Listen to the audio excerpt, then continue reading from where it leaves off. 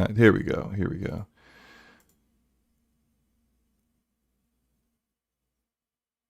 And we are live. What is up, everybody? DPS podcast, that's Damage Per Second podcast, is back once again on a wonderful Thursday night. This is Slow Mo Backslap. My homie Gamer Forte is muted right now because he wouldn't stop singing off key. It was killing my eardrums. I did not want to harm you guys' eardrums with that disgusting display.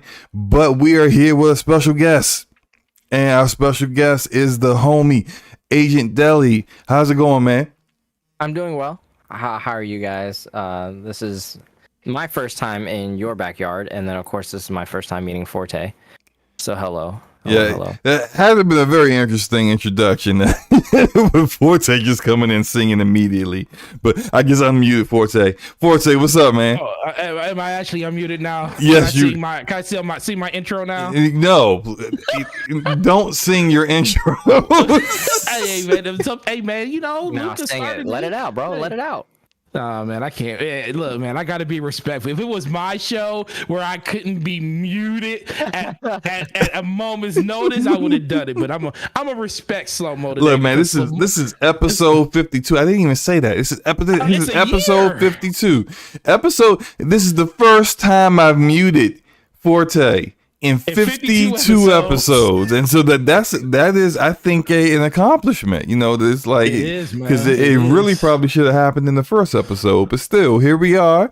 And well, I think the first episode was on my channel, that's why it didn't happen. Oh, that's true. So it should have happened in episode 2, but regardless, you know, it's a first for everything. We're gonna get into it though. Forte, let us know how you been, man. What have you been up to in the past week? Oh man, so I've been laying real super low. First of all, it is the first time I get a chance to talk to Sir Agent Deli. I was looking at his Twitter earlier today, and I was like, man, this man, he in the racers. He up here drifting around corners in Forza. I gotta hand it to you, bro. I really like. I was checking out your live streams and stuff, and I was like, oh man, I gotta look at some more of this stuff, man, because mad at my own heart when it comes to racing games, but. No, very, very nice to meet you. Glad to have you, as you say, in our backyard. That's actually really good. We need to have more picnics like this more often. But yeah, I haven't been doing too much of anything. I've been laying super low. I was glad there was no BRAP yesterday. I'm glad there's no Crossfire tomorrow. We are doing DPS. I mean, not DPS. We're doing BRAP tomorrow at 7:00, which is kind of cool. But outside of that, man, just kind of laying back, playing games. Started playing Ghost of Tsushima. Director's a cut.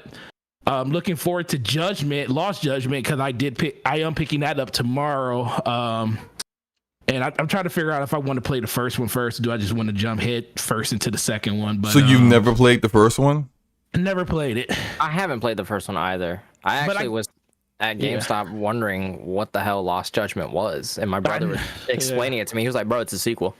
It's a sequel, so I was under the assumption that you need to play the first one to understand what's going on in the second one, but maybe I'm wrong. Maybe I'm wrong. I mean, it's just like Uncharted, man. You know, most people played the second one before they played the first one, and some people will tell you don't even need to play the first one. I agree. So you know, who knows what this is like, but I'm actually super interested. I don't know. It's just I'm kind of going into this whole single player phase of my life right now where I play so much multiplayer. I'm just looking at a lot of single player games more and more. And so that's where I'm kind of jumping in now, giving my PlayStation 5 some love over the course of the last couple of days. But no, man, it's been cool. I tried calling you a couple days ago and you forgot to call me back. So I was like, look, man, I understand Slow-Mo really doesn't want to talk to me, but one day a week, and that's by obligation on a Thursday. Oh my gosh. But you know, but it's okay. I understand. I told you my bad. I was like, man, my bad. I planned like when you called, I was busy. I'm like, I'm gonna call Forte back and stuff. And then I was the forgotten man. Well, I mean, but that's how my week has been. You know, outside of Slow-Mo not calling me back and making me feel like I was unwanted, it's been okay. It's been great, and we got Deli here, and you know, it makes the day even better. So, he can stop us from killing each other throughout episode 100. Oh, 1 year anniversary of the show. I'll jumped stop up you like guys for the 1 year anniversary. But next week it's all y'all. Oh no, you can if you do a good enough job today, you're always welcome to come back, but you'll be on speed dial if this the case. Hey, maybe I'll actually pick up and talk to you, Forte. I'll send you my phone number, sir. At least I'll get some love out here in this world. Oh man, look, all right. Well, since you ready to pick up the phone and everything, Deli, how's your week been, man? What have you been up to, and what have you been playing? I've actually been playing. So I bought Deathloop earlier this week. I think, is that right? It came out last week. Came out on Tuesday last week. So I ended up playing that. I put about 10 hours into that, and that was a whole lot of fun. And then a bunch of people were talking trash. Strictly and some of his following was talking trash. Why am I not surprised? The Strictly was talking trash. I'm not surprised either. So I was like, what was he talking trash about this time? He was like, y'all don't want to see me on Gran Turismo. Y'all don't want to see me on this. Y'all don't want to see me on that. And so a couple of the guys that he hangs out with was like, all right, pull up on Forza. And I was like, all right, like I'll bring my squad, y'all bring y'all squad.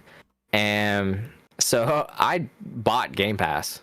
Like I went out and bought Game Pass for my PC, downloaded Forza, and then have been playing it. And they have not shown up. So so they were like the missing clan in the clan battle. Okay, got you. Oh yeah, man. We show up on the battlefield, we're ready to go, and it's just us. Crickets. Oh man.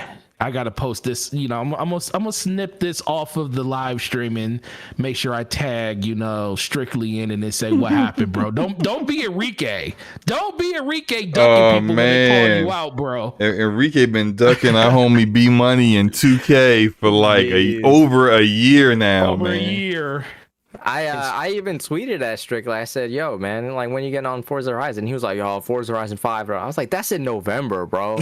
Oh man, ain't nobody know nothing about Forza Horizon 5. We talking about the stuff that's out now. Yeah, like come on. Oh man, that just means he really didn't want that smoke. That's what that means. Which is fine. Man. I'm not hurt at all. I know where I'm at.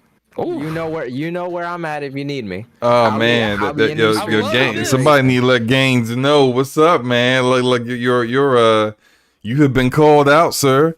Are you gonna show up or what? That's Strictly's car. His gaming car has just been pulled right now, bro. It's been repossessed. He got boots. It's okay. Every week you'll see me on his Twitter in his replies. I'll be like, hey yo, man. Like I think this week I was like, he said something, and let me pull up the tweet real quick. I don't want him to talk out of context here. And we got receipts going. Oh man, you are always welcome to DPS. He said 13 hours ago, he said, gotta put a big dent in Cana today. Looking to finish the story in most collectibles. # Cana Bridge of Spirits. What's a big dent? That game is like 10 hours. No, it's not. It's a little bit more longer than that. I think it's longer than that. What is it, 12? I don't know how many hours I've been playing it, but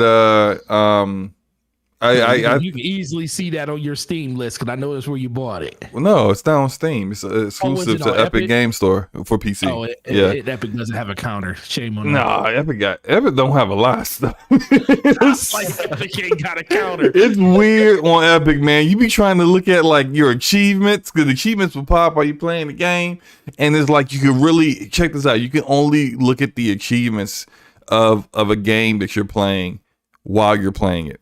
You can't even go in and look at it like anecdotally by themselves. No.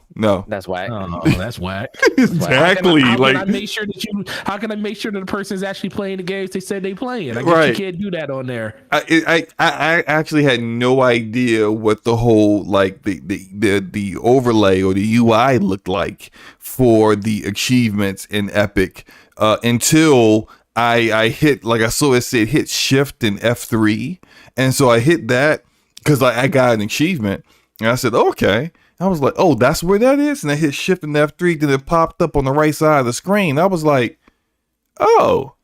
This is where this has been hitting that all this time. All this time, like, I don't understand how they are so good at like creating game engines and and developing, completely overhyped and overexposed battle royale games. for somehow when it comes to Epic Game Store, it's just like they got the not the B team, not the C team, the Z team is in charge of that one. Like they just like we don't even know what we doing over here. Y'all want to search? You want to search a search bar for what? Oh, the search for games? Y'all need that? On it. Say what? Man. They got the interns on it. Right, like it's wild. It took them months to get a search bar, so it's crazy. It's crazy out here. Let me shout out some people in the chat real quick. Shout out to that guy Smitty who was here. Like, I set this up and I walked away and I went out and did some stuff. Took care of some things for my mother. I was out of the house, came back, and Smitty had already said something in the chat. So I don't know when he sent that message, but it was hours ago. So shout out to him. Yeah, that's the notification squad right there. Right. Spider 13, what's up, man? Missy Dazzle's in the house. What's up? Smitty came back as well. Replicant in the house. We got Luger and so the homie Sly Crow as well. What's up? And Yobi. Thank you, Yobi. Thank you. He said he shared the stream. I appreciate you, bro. I definitely appreciate that. For myself, as you can see, I've been playing Borderlands, and I got a David Gaines story for you guys as well. I'll get into that. To finish the Gaines story. All right, to finish the Gaines story. Here's the best part. I had the receipts pulled up. He said, looking to finish the story, mostly collectibles. I said, hey, yo, next you're going to put a dent in the side of my car on Forza Horizon, right? And then he said, I look forward to it because you got to get off my road. And mind you, I tweeted him at 9:29 in the morning. This is my lunch break. And he tweeted me back at 9:33, and I hadn't seen him on Forza since. Well, let me tell you my game story, all right? So like this was Friday. Was it Friday? Last Friday? I think it was last Friday. So I saw that he had tweeted out how he was playing Borderlands 3. And I'm like, look, I the footage I'm showing right now is Borderlands 3. I love me some Borderlands. Borderlands is one of my favorite IP. Borderlands 2 is one of my favorite games of all time. I see somebody playing Borderlands, I'm like, yo, what up? Pull up. What's up? Right? So he's playing it with the homie Innate and a couple other people. I said, yeah, cool. Nate was a part of his squad too. Nate and Bam. It's supposed to be him and Nate and Bam versus me, Windu, and Joker. Man, and none of them pulled up, man. None of them, not a single one. Oh man, that's not crazy. Not a single one. So like they playing the game. I was like, bet. When are y'all playing again? He's like, man, we playing tomorrow. I was like, all right, what time tomorrow? He said, in the AM. And I'm like, that's not a time. Wow. But all right, maybe he'll hit me up, right? In the AM, he'll hit me up when they ready to play. So I'm out, I'm doing stuff. I get up in the morning, I got 3 kids. Ain't no way I'm like sleeping in or nothing, right? 3 kids and a dog. I don't have no dog. Go You got ahead. a full house. But I'm out doing yard work. I need some fertilizer. Let me go hit up Home Depot. I hit up Home Depot. I'm in Home Depot. I come out, I'm carrying stuff. I get to the car. I sit in the car, check my phone. I got a notification. I look, it's Gaines. Okay. And he's like, he hit max level 72. He got a screenshot and everything. He was like, shout out to Innate and everyone else. Tag me. The homie Slow-Mo Backslap was asleep though. I'm like, what? Hold up. I didn't get you didn't tell me anything. Like I didn't get hey, we playing at this time. Hey, are you ready? We on? Nothing. Only notification I got was Slow-Mo was asleep while we was playing, which I wasn't. Because I was the slander. I was in the yard working. I was like, bro, this is what we doing? This is what we doing? So yeah, like I had to get on him for that. And he was like, my bad, I got you later on, and he didn't get on later on. But I did play with Innate and them for a while. So like after that, I just been like, you know what? Let me get my Borderlands, at least one of my Borderlands characters, because I've been slacking on Borderlands. Like with Borderlands 2, I had all of my Vault Hunters, all six of them, at max level 72, overpower 8. Like no higher than that, the completely decked out, min-maxed Vault Hunters.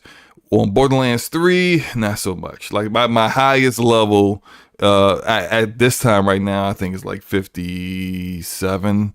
I haven't done the DLCs yet. I'm like, man, I've really been slacking. I haven't done any of that stuff either. My brother's been grinding out. I think he just hit one max level character, and he's like, yo, where you at, bro? And I was like, been at work. Yeah. It's been. I got no excuses. I just haven't been playing it. So I decided to get in. This what you're seeing right now is one of the DLCs. It's actually pretty cool. Got like a Western Wild West vibe to it. It's all right. I've been playing this. I've been playing Kana, Bridge of Spirits. Been playing Deathloop. I've been playing so much, man. I played Tales of Arise. I've just been starting a lot of games. And it's so much to play right now. It's hard to keep up in the rotation of things, as well as continuing to play some of my multiplayer games that I won't stop playing, like Rogue Company and Splitgate. So I just been doing a lot right now. I guess we can go ahead and get into it. And Deli, since it's your first time on the show, I want you to just have your moment to tell us what your gaming history is, like how you got into gaming, like your favorite consoles, your favorite games, like all that stuff, as well as since you are a game developer, like your what you can speak of course, of your game development history. Okay. My name is Dai. I'm a immigrant from Vietnam. I came over to the States in 2005. And when I came over to the States, my cousin had given me an NES. So my first games were Contra, DuckTales, and Mega Man 2. That's some good games right there. It's a lineup. So I ended up like falling in love with playing video games because obviously I didn't speak English that well. So like every single day I come home from school or ESL classes, I would end up playing video games. So my dad ended up picking me up a PlayStation 1 from the flea market. So I had Tekken, Action Man, and Metal Gear Solid 1, and I had the original Legend of Legaia, and I have Final Fantasy 7 the black label copy, which I still have. So those were my introductions to video games, and then from there I ended up getting a PlayStation 2 and then an Xbox 360, and then my Xbox 360 red ringed, and so I ended up getting a PlayStation 3, and then from there I've just been on Team PlayStation since my last visit to the so that red ring of death ended your time with Xbox, huh? Yeah, that's it. I actually had a Gears of War limited edition Xbox 360, the one with the stickers and the vinyls on it. And I'm a big Gears of War fan, and when it basically got bricked and I like towel tricked it was no going back after that. Now was this prior to them extending people's warranties? Because like, look, I think everybody who had 360 got the red ring of death at some point, right? Yeah, then you send it off and then like you get it back like 4 months later. Yeah. It wasn't that long for me, but I think they claimed they fixed mine, but I know they didn't because I checked claimed that. Yeah. Yeah, I checked the serial numbers they gave me. Just a whole new system. But because you had to make sure you took your hard drive off. And so I didn't send in my hard drive. I recorded my serial number. I got mine back pretty fast though. I got mine back in like a week and a half. I was actually pretty impressed with that. But I see why it only took a week and a half, because they just sent me a whole new system. They didn't even like try to fix it. They were just like, here's another one. Right. I guess mine was in the back of the line for the list because mine took a hot minute, and by the time it came back, I got it again, and I just didn't even want to send it off. So that was the end of my career on Xbox. And I still have my entire 360 library. It's like 90 some games. Like I was a very, very big fan of the Xbox 360. Is that all physical or that mostly digital? It's all physical. I do not buy physical. Where do you put that? Let's see, look, this is me, right? I only keep the games that I had a like attachment to. Like I still got Borderlands 2 on Brap weeks ago. People was doubting my my history with Halo, so I went to my shelf, gathered up all my Halo games, put them in a stack, took a picture, shared it to Brap so Brap could show it on screen. Like the games that I care about, like that, like I really like loved, I kept those, but everything else, man, I was up in GameStop like, come on, man. Can't you give me like $10 more for this? Like, I was doing that after nearly every game I bought. It was hilarious, but like I'm all digital now, man. I don't know how people can do it, but I sent you a photo of my shelf. My PlayStation 3 games are upstairs, but I sent you a photo of my shelf, and you can see the Xbox 360 games in the back, and it's like just a wide range of games. That's what's up. Let me hit up, but let me get my super chat here from Game Over Brian with the $5 super chat. Brian, we appreciate you, man. He says, "Hey guys, I help little Timmy. Oh, okay, I help little Timmy with homework now. It's time to enjoy podcast slow mo. We'll know who little Timmy is." Who's little Timmy? I don't know who Lil Timmy is. You don't know who Lil Timmy is? I don't know who Lil Timmy is. I feel like that's a reference to something I may have said, but I say a lot of stuff, and half the time I'm not coherent or even like lucid when I say it. So I probably did bring up a Lil Timmy at some point in an example, and I just completely forgot. My bad, Brian. My bad, man. I'm pretty sure he'll remind me soon, though. But my bad, man. Go ahead, and tell us more about your gaming history, man. So sorry, go ahead. No, I was gonna say. Speaking of which, I stroked the fire on Twitter for you. If you here we go. Oh yeah, I retweeted it and tagged you. Oh yeah, that's it. All right, I'm waiting to see how this turns out. I'm all about the smoke when it comes to stuff like this. Hey man, that's a Olympic gold medalist instigator right there. Hey man, we'll see what Strictly got to say, man. That car look like it's broke on the side of the road. But so my favorite games are Metal Gear Solid 3. I remember playing. Actually, I feel like kind of like a little idiot now, like telling back the story, but there was a character switch in the game. Not a character switch, but a character playing two different characters in the game, and I didn't know the difference. Mind you, I did play it when I was much younger. So I don't know, I just felt like it was a stroke of genius. I just felt like the whole spy genre, the whole jungle, like there's so many things, like even after like 10 years after the game came out, I still was discovering things about the game, and I just felt like there was just so much crammed into the game. And so when I dived into his further works, Hideo Kojima's further works, I was just enamored by how much detail that he put into his games. And I remember watching an interview, and he had said that he will rather put a detail that 99 people miss, but if one person catches it, that may change the entire outlook of the game for that one person. And to him, that means all the countless, endless, sleepless nights that he can muster up in order to make that one person look at his game differently. And when he announced his retirement, and he's been doing this for several times, he was like, no, this is the last Metal Gear, this is the last Metal Gear. When he announced his retirement, after Metal Gear Solid 4, I thought to myself, oh my god, whose games am I gonna play next? Gears of War just got sold off to Microsoft. Resistance 2, Resistance 3 had come out in 2011, and it was not good. And multiplayer was fire.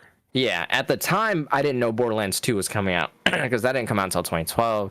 So I was I was just in a manic depression. I was like, no. So I decided to take it upon my own hands and decided I was gonna go make my own games. I was gonna, I'm gonna make games that I want to play. I'm gonna make games that I enjoy. So that started off my journey into the game industry. But throughout the time that I played a lot of the popular games that everybody played growing up when I was in middle school and high school. So Modern Warfare, Gears of War, lots of Halo. I actually have 2 copies of Reach because I lent my friend a copy of Reach, and his 360 chainsawed my game. So he ended up having to buy me another one. Yeah. Wait. What?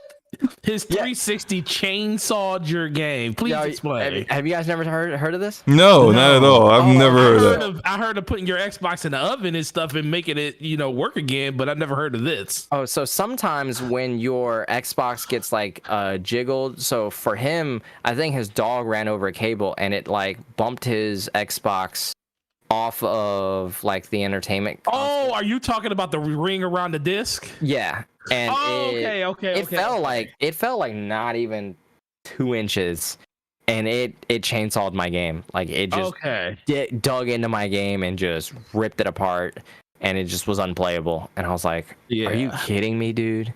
I've never heard nobody call it. That's actually a really good analogy to what happened to, because I work at GameStop, so we always call it, the laser burns your disc. It's the ring of death. But I've never seen someone say it chainsawed my game. Yeah, so it ate my game.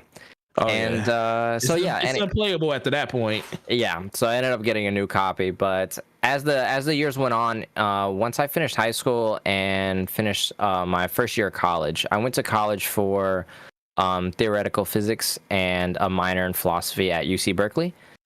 And that was around like 2015, and Metal Gear Solid 5 had came out, and that's when all the news about like Konami just mistreating Kojima, and Kojima was like locked in his office, and they were like forced to like finish the game even though he wasn't paid to do it. It was just horrendous treatment, and I was like, he actually might retire after this. I was like, oh my god. So I was like, I'm old enough now, I have money. I was like, let's jump into the game industry. So in 2016, I ended up going to, and all while this is happening, of course, I'm doing like indie dev. I'm like learning to make video games, learning programming languages. So I ended up picking like C++ up and Unreal Engine 4, all while this is happening. But in 2016, I ended up going to TwitchCon and meeting the lead level designer of CI Games, the guys that make Sniper Ghost Warrior. Yeah, okay. And I remember playing the demo or the alpha of Sniper Ghost Warrior 3, and I was there was like a bunch of booths set up, and he was walking around, and everybody was playing the game, and here I am flipping through each menu, making sure all the settings work, looking at all the guns and examining the details, and just making sure that like I can learn as much as I can from this alpha while there are actual developers sitting right next to me. And he stops me and he goes, why aren't you playing the game? Like, oh, do you have any questions? And I was like, yeah, so I can't mantle this rock. And in this menu, like, it's not saving my file. Like, I'm trying to take the silencer off and it's not saving the file. When I exit, I think it's a bug. And that's when he told me, he was like, I'm going to be honest with you. This is like, this isn't the beta. This is the alpha build. Like, this is actually like, and like, we just slapped the alpha tag on it. And I was like, oh, okay. So we got into a deeper conversation. And then I asked him, I was like, how do you get into the industry? Like, how do you get into the AAA industry? Without like starting off small and making sure you get bought out or like, a happenstance, like you get picked up. And he said, game studios are always hiring. Even if they aren't, they are always hiring because there's always going to be work. And he said, I actually didn't go to school for game development. I was making some levels and some things, and I was applying to Blizzard like every month. And then I found out that CI Games was hiring, so I ended up sending them some of the stuff that I made in my resume, and they liked it. So they set up an interview, and they ended up hiring me. And that's how I ended up getting the job as a level designer. I knew nothing of anything. And I was like, oh, that's so sick.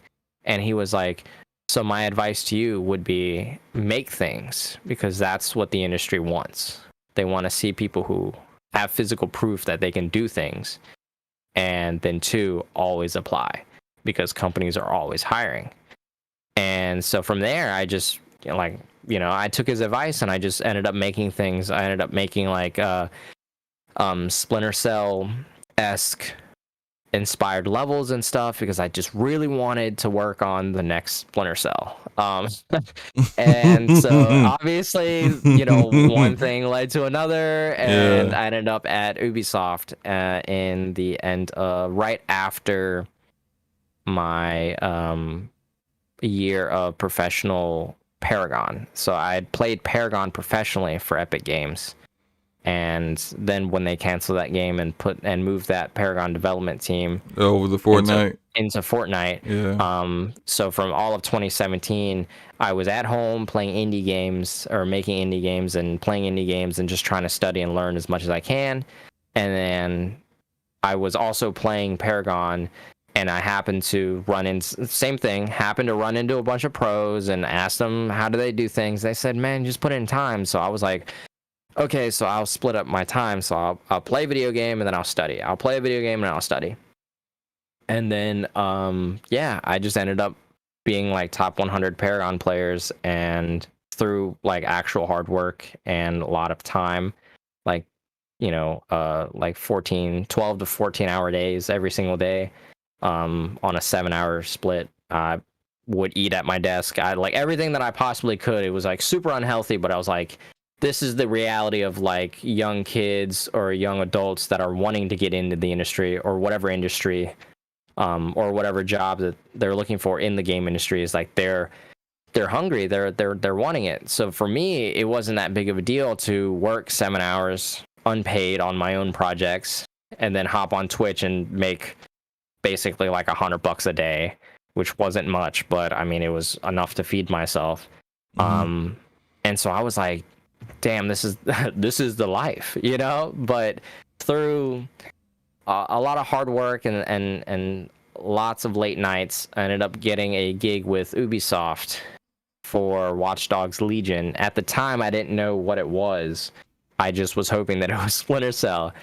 And at the end of 2017, got drafted onto this like mainline developer team. Didn't know what the project was, and then within 2 weeks we were tasked to patch something into a game, and we were like, what is going on? Like, we don't have any notes or anything. And then somebody came in from like a different department, like a writing department, and was like, hey, this is what we're doing. And I was like, okay, so let me just look at the scripts and everything. And our job was to patch in basically like a little Easter egg, like some coordinates of when the next game was going to take place. And I was like, okay, so like what are we doing? And they were like, oh, you're patching this into Watch Dogs 2. And I was like, oh, and like it really dawned upon me then. I was like, oh, I'm on the Watch Dogs project. Oh, this is real right now. This is like $1 billion franchise, or this is like a multi-million-dollar franchise. I don't know what's going on. Like, obviously, I'm 20 years old. So at this time, like, my previous jobs were working at Best Buy, playing video games for like $100 a day on Twitch, a small video game at that. It was like 2,000 concurrent players at any given moment in time. And McDonald's before that. And all of a sudden, I'm sitting here with people who are 10 years older than I am in the industry, like all over the place, like Activision, Blizzard. And I'm sitting here as a 20-year-old, like, oh man, I'm actually going to be on this project. So I've been on the Watch Dogs Legion project since 2017, so since the beginning of 2018.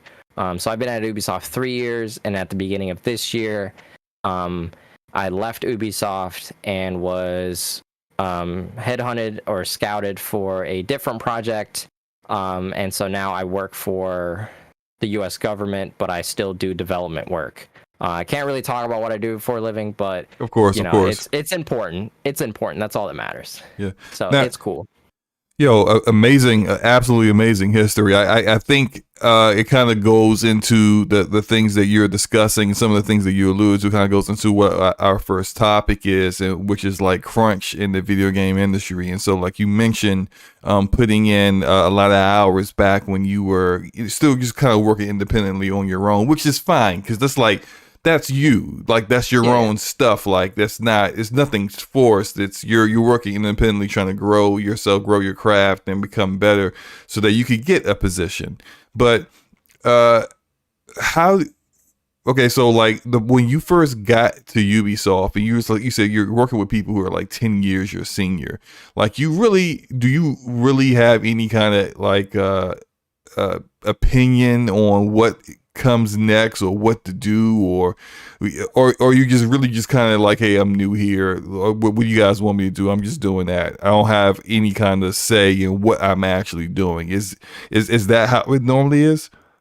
I found myself, for my personal experience, I don't like to step on toes. Like, I just, like if it like when I'm introduced to a new environment, I like to kind of just sit back and relax and let people do their thing. Mm-hmm. So earlier this year, I was invited on Luca's show, and I remember. Yeah, I just sat back and I just let y'all shoot the shit and hang out and do your thing.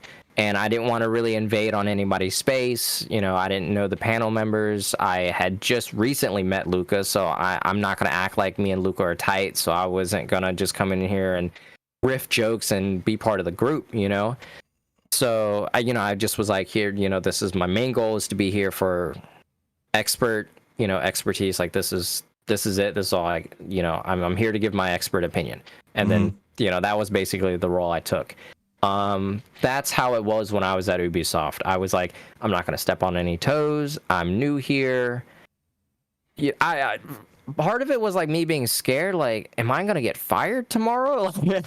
Like, did I even make it here? Is this real? Like, there's just was that more of an internal thing that you just kind of created on your own, or was that something born out of the culture at Ubisoft? Like, was that something due to, man, you're seeing people just like, yeah, Craig's gone, I think that John's gone too, like that, or was it just like you're just kind of, I guess not necessarily insecure, but just you're brand new to all this, and here you are working with all these like veterans, and just kind of like feeling like out of place. Is it like which one of that?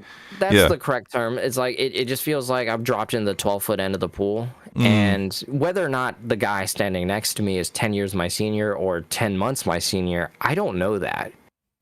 And everybody here has an excellent salary, so they're easily making $85,000 to $120,000 a year. So I'm not going to act like I'm going to teach them anything. So a lot of it was like, I felt like an intern with a notebook and a pencil or a pen and a highlighter, and I was just trying to soak in as much information as possible. Gotcha. Now, I will say, though, that some of the culture at Ubisoft definitely favors the senior members. So, the seniority there is, it's palpable. Like, you can, like, there's a tension between like the old heads and the new kids on the block. Because the old heads, like, they obviously know what they're doing. They're here, they're doing their thing. Like, I remember following an old head for my first week because, I hadn't been introduced to my department lead yet. I don't know what's going on. The old head actually ended up making coffee and sitting in the break room until like 9:30 in the morning. And he didn't start work because he knew he was just like, yeah, I can just... He's got seniority. He can do that. Yeah, I was like, I can get away with it. Right. Like the work that they're going to assign me, I can do in 10 minutes. So the 4 hours that they think that I'm going to do it in, I can just chill for 3, is like his mindset. And it was like trying to ask Beckner questions about the engine, what we're doing, the Scimitar engine, like... Or at the time, it was like the Anvil Next engine we were working on, because there wasn't anything concrete just quite yet that we were moving into or moving on to, because I know that Division had just, I think at the time, had just came out or had just been announced.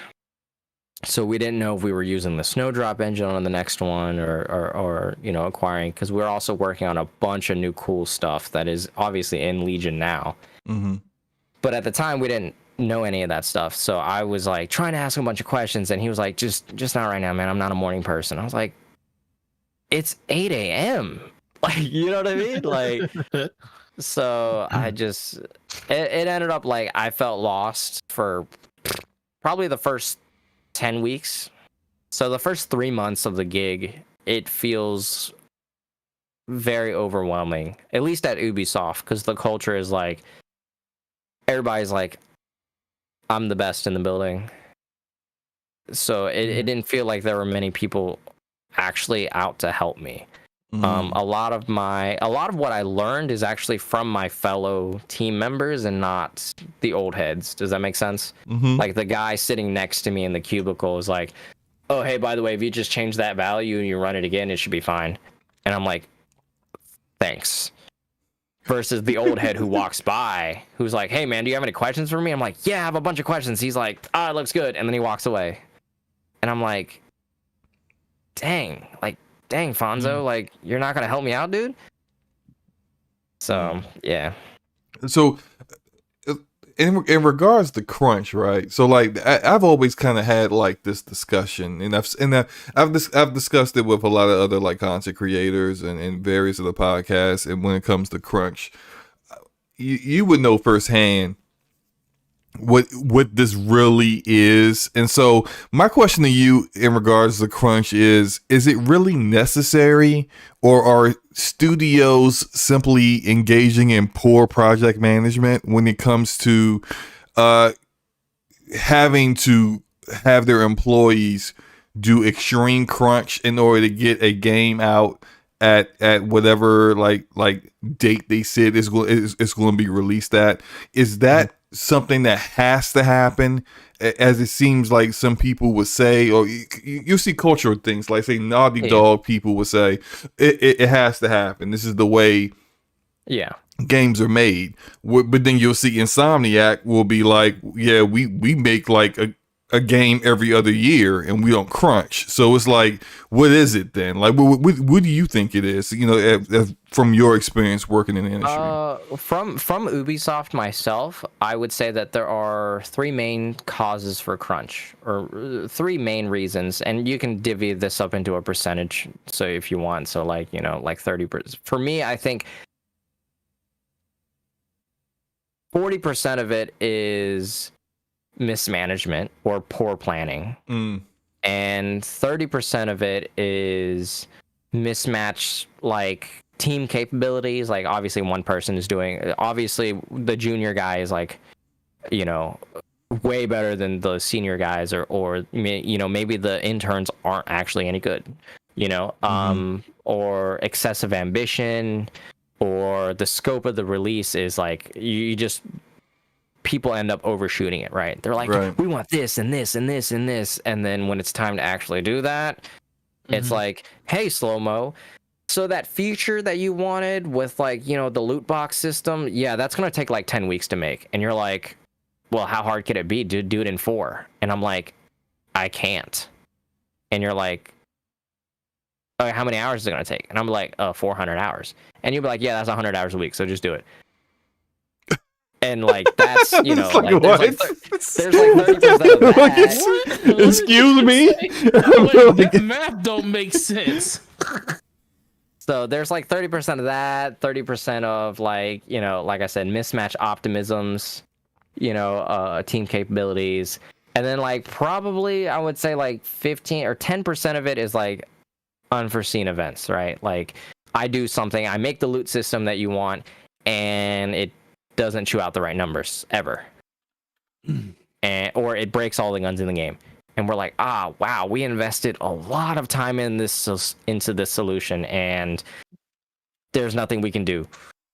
And what do we do now? It's like, well, now we have to find time to fix it because we spent way too much money on it. And so, yeah, so crunch, there's two types of crunches that you want to do and crunches that you have to do.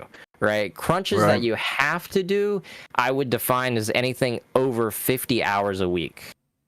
To me, that's like 50 hours is like when you start to be like, ooh, I'm feeling it, you know? Or like you get to the point where you're a zombie, like you're just in there, you're like, how many hours do I have this week? And you know, you check your time punches and you're like, oh, I'm at 42 hours 3 days into the week, and I still got 3 more days left of the work week. And it's like, dang, dude, like, you can't actually do this every week, right? It's like, nah, man, you know, the guys at Bungie did it for 18 months during Halo 2. We can do it too. And it's like, And they almost killed them too. Yeah, they almost died. Like you know, like they people literally said they almost died putting that game out. Right. So yeah, Now, for that stuff. Oh, go ahead. Go ahead. I was gonna say to kind of reduce crunch, like crunch that you have to do is like stuff that's like we didn't reduce the workloads, we didn't, we tried to increase the quality of the work, right? Mm-hmm. And then we decreased the amount of time that's available to us. So the idea of crunch that you have to do, at least at Ubisoft, was we'll make time. And it's like, how do you do that? It's like, oh, you'll just work longer hours. That's how you make time, I guess. Like, no, that's my time. And they're like, you're part of this team, so it's our time. And they never seem to say, let's hire more people. Like, that's never a solution. Let's try to hire more people to get this done. Is always like, well, everyone that's here, let's just maybe they feel like, well, if I hire more people, I'm going over budget. It costs more money. It probably costs them more money to get people. Exactly. So like I go over budget, and therefore let me not do that. Let me just make everyone work longer to try to get that goal. Hey, Slow-Mo, you have 100 employees and you're paying them $1 an hour, right? Or you're paying them $1, right? What country is this? Sorry, my bad. It's China. He just throwing numbers out there. I know. I'm messing around. Oh, it's China. A real world example, right? So it's China, and you're paying them a bag of chips a day, right? Right. So anyway, so adult. It's Lay's. They should be happy. Right? And you have 100 employees, so you're spending feasibly, let's say, $100 a year, right? Mm-hmm. To hire somebody off the street, this and that, the onboarding process. Let's say you spend $2 to do that, right?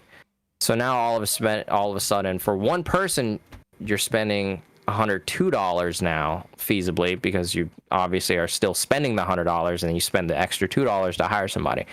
When you could just spend the $100 and make everybody work more. Yep. That way you don't have to buy more dev kits, you don't have to buy more computers, you don't have to set up a station, you don't have to make an email, make a badge, you don't even have to do small stuff, you know? Right. Or you can just contract out like Naughty Dog does. You can just contract out like 2,000 people, or like 343 apparently or too. Like 343 does. Yeah, and so that's crunch that you have to do. Crunch that you want to do is when a team is passionate and they're like, we want to get this feature in, we want to do stuff, so we're going to try. And then it's, I'll come back to it later. It's like, that's the kind of work that you take home, or that's like, I want to spend extra hours at the office because I want this to be awesome, because I care about my job. I love my job. Everything about it is great. Like, that's actually motivated by something. Like motivated by passion or love or just, genuine care for the industry or care for your neighbor. Whereas like crunch that you have to do is like, that's out of your control. Like Slow-Mo just told me I have to get back to work, mush. And I'm like, it's 7:30 at night, dude. What do you want me to do? I got to go home, take care of my 3-year-old. It actually, it just came back to me. If you recall, it was a few weeks ago. I had tagged you in a Twitter thread that was from another like developer that was talking about. He gave an example of how crunch can happen and how like some of it is avoidable if like, I think actually it was more to do with people. This mentality where like Naughty Dog would say things like, well, we just have people who want to be here and want to work those hours and they want to do that crunch, and not everyone has to do it. It's voluntary. And did he had an example of how that voluntary crunch ends up being crunch for everyone else because that person isn't working in a vacuum. So like, I think his example was, you have a guy on the narrative team, he's crunching and he comes up with a great idea for a side quest in a game, but he's the narrative guy. So yeah, he may have stayed up and wrote it all out and storyboarded the whole thing. But then there are animators that's got to do it. There's voice actors. They actually have to voice act the words. There are people who have to, if it's in a whole new area or you're reusing assets. So you're not reusing assets. There are people who got to create that. You got programmers. Everyone is doing extra work because, you know, this one guy is crunching for, you know, and even though he's making the game better, if you actually have like figured out how long it's going to take you to finish the game based off of what you already had designed to do, and then someone decides to add more stuff to it, that makes it harder to reach your goal of completion with all this additional work that's there. Like I think I got that correctly, right?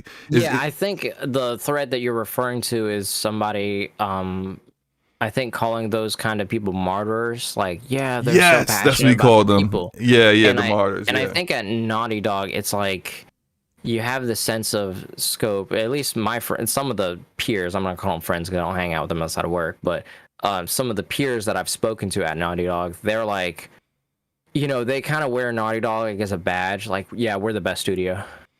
Like, we're a really good studio, and I'm proud to be here, and I'll do anything to keep my seat here because it proves I can sit at the big boy table. Mm-hmm. You know, like, we're not you guys over at X and Y company that is named, you know, worst company 3 years in a row. Like, you know, there's some a part of that goes into it, but I think that specifically the martyr mentality for crunch, because obviously video game development is basically one big engineering project. It's a team effort, you know, one person. Slow-mo, you're like, man, this side quest is super sick, I already did all the work for y'all, and then you hand it off to somebody who actually has to make it work because you're the guy who just drew on some napkins at lunch, you know. I'm amazing. Look what I made. The guy that actually has to put that in the game is like, it's like, you stayed up all night doing that, and you're not the one putting it in the game. Right, right. Cool. You stayed up all night writing that. I'm gonna stay up all night for the next 2 weeks making it. Yeah, like it's you're not doing it in a vacuum. It makes sense. Hey, yeah, this is what I made. Here, good luck putting the rest of it in. So an interesting thing about Naughty Dog, Insomniac, Sucker Punch, and we named 343. So I have a couple numbers for you guys here in my notes. So Insomniac has 404 employees. Naughty Dog has 545. Oh, here goes the big numbers. Compare that to Sucker Punch, which has 169 employees. And 343 Industries has 570 employees just at their base building.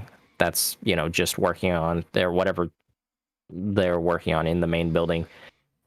So while Insomniac, Naughty Dog, and 343 have 3 times as many employees as Sucker Punch has also been able to garner just as many accolades, critical acclaim, and love without the same things that are making Naughty Dog and 343, you know, in the news. Right. And I think, and then you have Insomniac, even though they may have like the same size as those studios, they're making like on average like 3 games. All at the same time. So it's like the actual teams making those games are smaller than what the total studio size is. And that's the 3 things that I named off. Like if they reduce the amount of work required, right? So like, let's say if we have X amount of units that you have to move every week. So Slow-mo, you told me I have to do 100 units, and Forte has to do 100 units. That's easy. That's manageable. When we're crunch, we bump that up to 130 units, right? But Insomniac's like, no, we're going to keep it at 100 units, and we're going to increase the quality of the work, and then we're also going to give you the time available for that. And part of that may be like the publisher is super amazing. It helps. Like Sony's like, yeah, you guys need more time? Go ahead. We'll give you 3 months. And while that may not be the most time, it is extra time.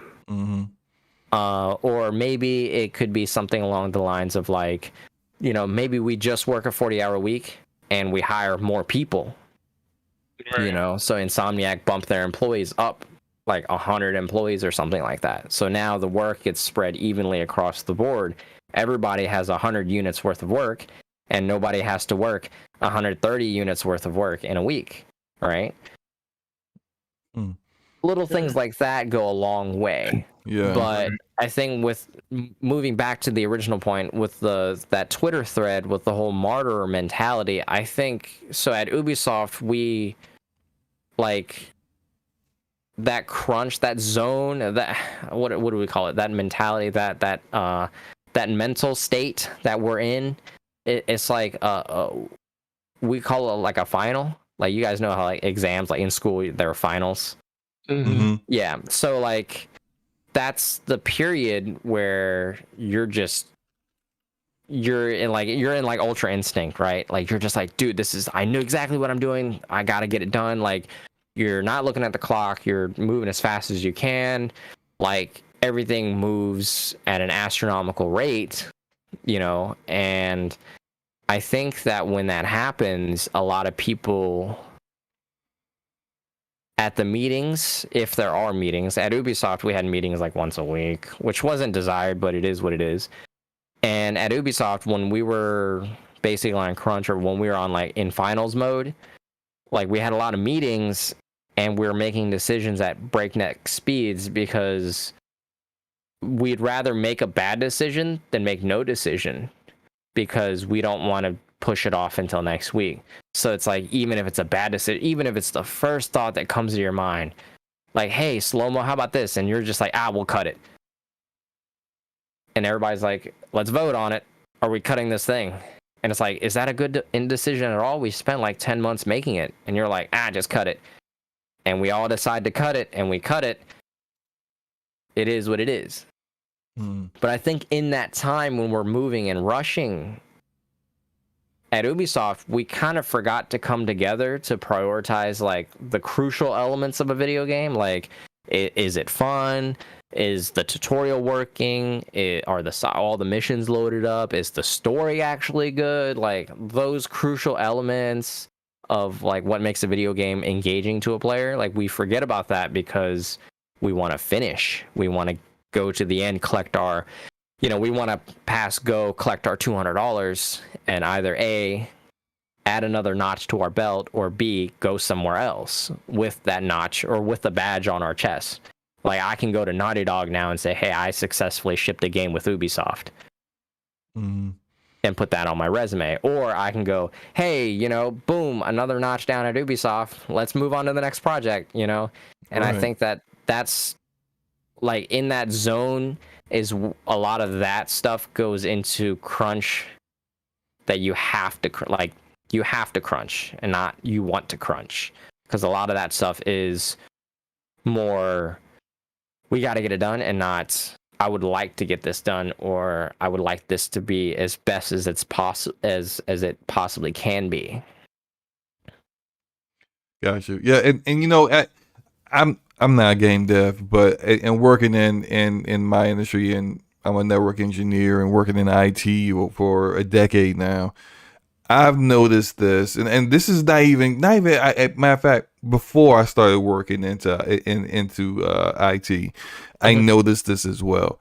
There's becomes a point of diminishing returns when you overwork your employees, and to the point where it's actually hindering productivity when you have them working all of the like a crazy amount of hours, and then you actually have to have people working to fix the mistakes that are made that are like easily could have been avoided, but because people are overworked, they're making the kind of mistakes they normally would not have made if they were more well rested, spent more time with family, more time enjoying the things that they like.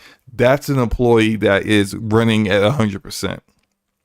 when you overwork them, and the longer you overwork them, the lower their productivity becomes, to the point where you're at the end of your project and you're really fixing mistakes and fixing and seeing things that weren't done correctly that could have been done absolutely perfectly if someone actually wasn't sitting at their desk for 13 hours when they did it.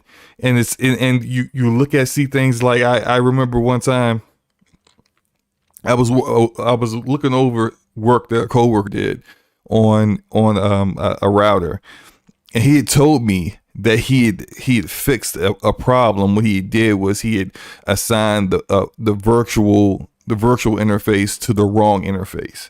So therefore we didn't have access to this entire like sub network. And I'm just like, dude, I'm looking at it. You don't have it here. In his mind, he actually did it, but he didn't do it. And it's just like, I chalked it up to, do you tired? Because he normally wouldn't make a mistake like that. But when people are like at they're at the end of their rope, that's the kind of stuff that happens where people make really critical mistakes, where if we would have deployed that out in the field, we would have no access to that device, and no access to the network that device is supposed to be connected to. And I have a really funny story about that. I'm actually that guy. I was actually that guy this time last year. Sorry, March of last year. I had put out on tweet. I dug up through my Twitter account. I found it. I tweeted out at 11:41 a.m. March 15th, 2020. I had said, I'm not gonna lie, I think I hit burnout today. These last few weeks are catching up to me and hitting me all at once today.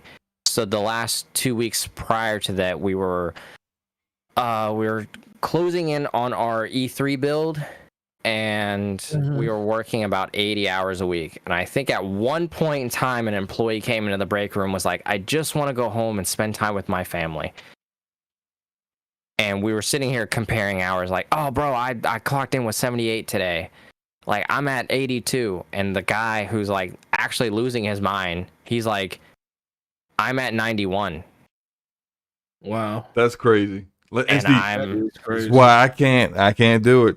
I can't. Like, in no way, shape, or form could I do that. I feel like I did do some of that, like things like that when I first got out of college, and you're hungry. You wanna make you're trying to establish your career. You do things like that. You work crazy hours, and you're young, so you kind of feel like, it's all right. I'll make it up. Yeah, I'm invincible. Yeah, right. And that's definitely one. Yeah, and then later on, you're like, "What was I thinking?" That was stupid. Somebody had to live through it first. You got to live. Somebody responded to me and said, "How do you know though? Like, do you know you hit burnout when you can't do anything properly, or are you just getting easily triggered, or like what's happening?" I think it probably is different for different people, right? Yeah. And I told that, I said it could be different for everybody, but for me specifically, I knew I was at my peak. Like, I knew I had plateaued and I'm on a massive downhill drop. I'm on autopilot and I'm still struggling to keep a standard that I know I'm capable of. Like, today, an employee saw me just mindlessly staring at a really, really beginner mistake. And he looked at me, and Mezadu was just like, come on, man, you're supposed to be a professional. And I think that hurt me, because I was like, at the time, I was really proud of my work. And I was like, you're right, Mezadu. Like, I'm just here. Like, I'm not even anywhere else. I'm just, like, I'm here. And even though I'm here, I'm not even here. Because when I went to lunch, or I went to break, like, I'm not talking about, like, physically or mentally tired. Like, I'm talking, like, a notch above that. Like, no energy drink, no amount of rest could get me to want to exist that day. Like, and at that point, I knew this wasn't just a mood. There wasn't any excuse that I could find. Like, we all know what 4 hours of sleep feels like. Oh, yeah, absolutely. We definitely know that. Yeah, we know what post-gym tired feels like. Like, this feels like my brain and my body went to screensaver mode at once. Like, at one point in time, I had just sat in the break room with the sandwich in my hand with my eyes closed. And that's how I knew, like, I didn't want to be here. I'm overworked and I just can't do it anymore. Mm-hmm. And it was, and I was making beginner mistakes, like the guy that you said in your anecdote. Like, I'm that guy. I was that guy this time last year. And I mean, it sucks to admit that, but when you're tired, you just don't even, like, maybe if it's like I don't care, or maybe it's like whatever, like I'm better than this. What it is. That's absolutely what it is. Like, most people hit that. That's a wall that most people can't identify when it actually comes up. It's like you just tell yourself like, oh no, it's just one of those days. I'm just not feeling it today. But then deep down, it's like I always tell people you have to get away from that I'm going to be corporate attitude and I'm going to take it for the team attitude, because that's something that a lot of people do. You know, like Slomo said, like you said earlier, it's like we all try our hardest, you know, especially when we first get somewhere. You want to impress, you want to showcase what you have and everything. But it comes to a point where your body just tells you and your mind tells you this ain't healthy. The amount of time that I'm putting into this and the feedback that I'm getting back from it is not healthy, and especially when other people start noticing it and you're just kind of denying it, that's when it really hits you even more.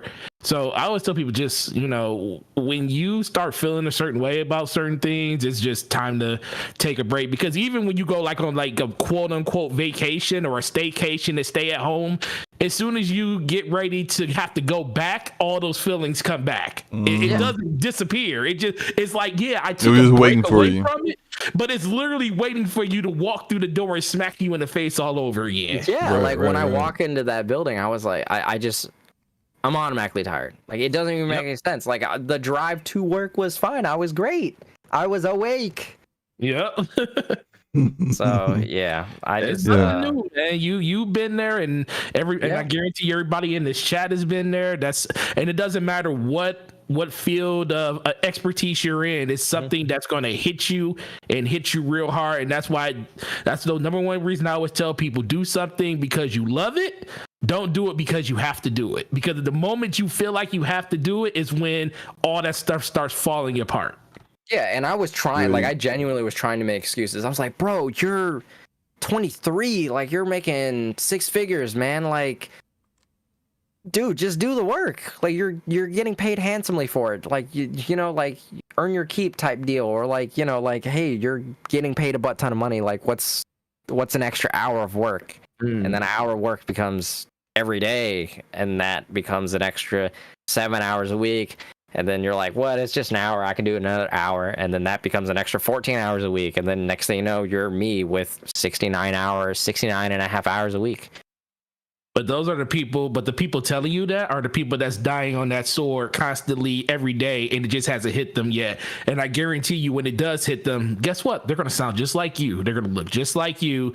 And they're going to be, and someone else that isn't tired of it is going to be telling them the same thing. Hey, you're a professional. Do this, do that. It's only another hour. And it's the consistent merry-go-round that consistently goes around to everybody at any time during that time that they're in or during that struggle. And everybody goes through it. And it's something that won't change until people change it. But as long as you are in a very, very competitive job, you know, where everybody knows that you're just a moment away from being replaced.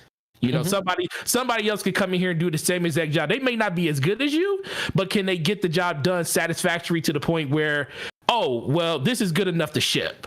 And they would make less than me. Exactly. And they probably would get exploited more than me. Because you know, I'm just the disgruntled immigrant or disgruntled minority in the workplace. Why he's always so mad, man?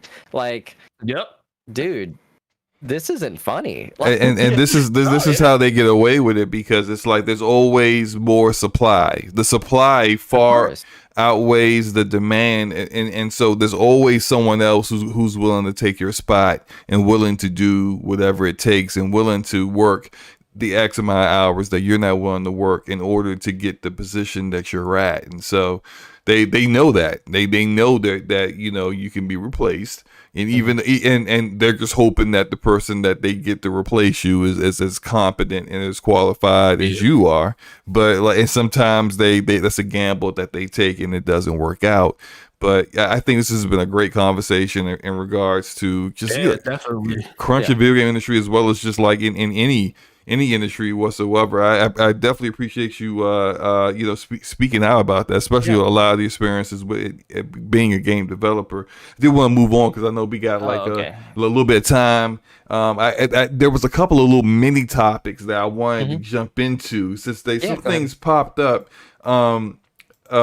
late today while I was I had already set the topics and everything, but these were a couple little mini topics I wanted to address before we get into go any further into our impressions of Kana Bridge of Spirits. So the first one was the initiative has come out and announced that they are now co-developing Perfect Dark Remake with Crystal Dynamics. Now, for those who are not aware, the studio head for the initiative is Daryl Gallagher, and Daryl Gallagher at one point in time was running Crystal Dynamics back when they did the reboot of Tomb Raider.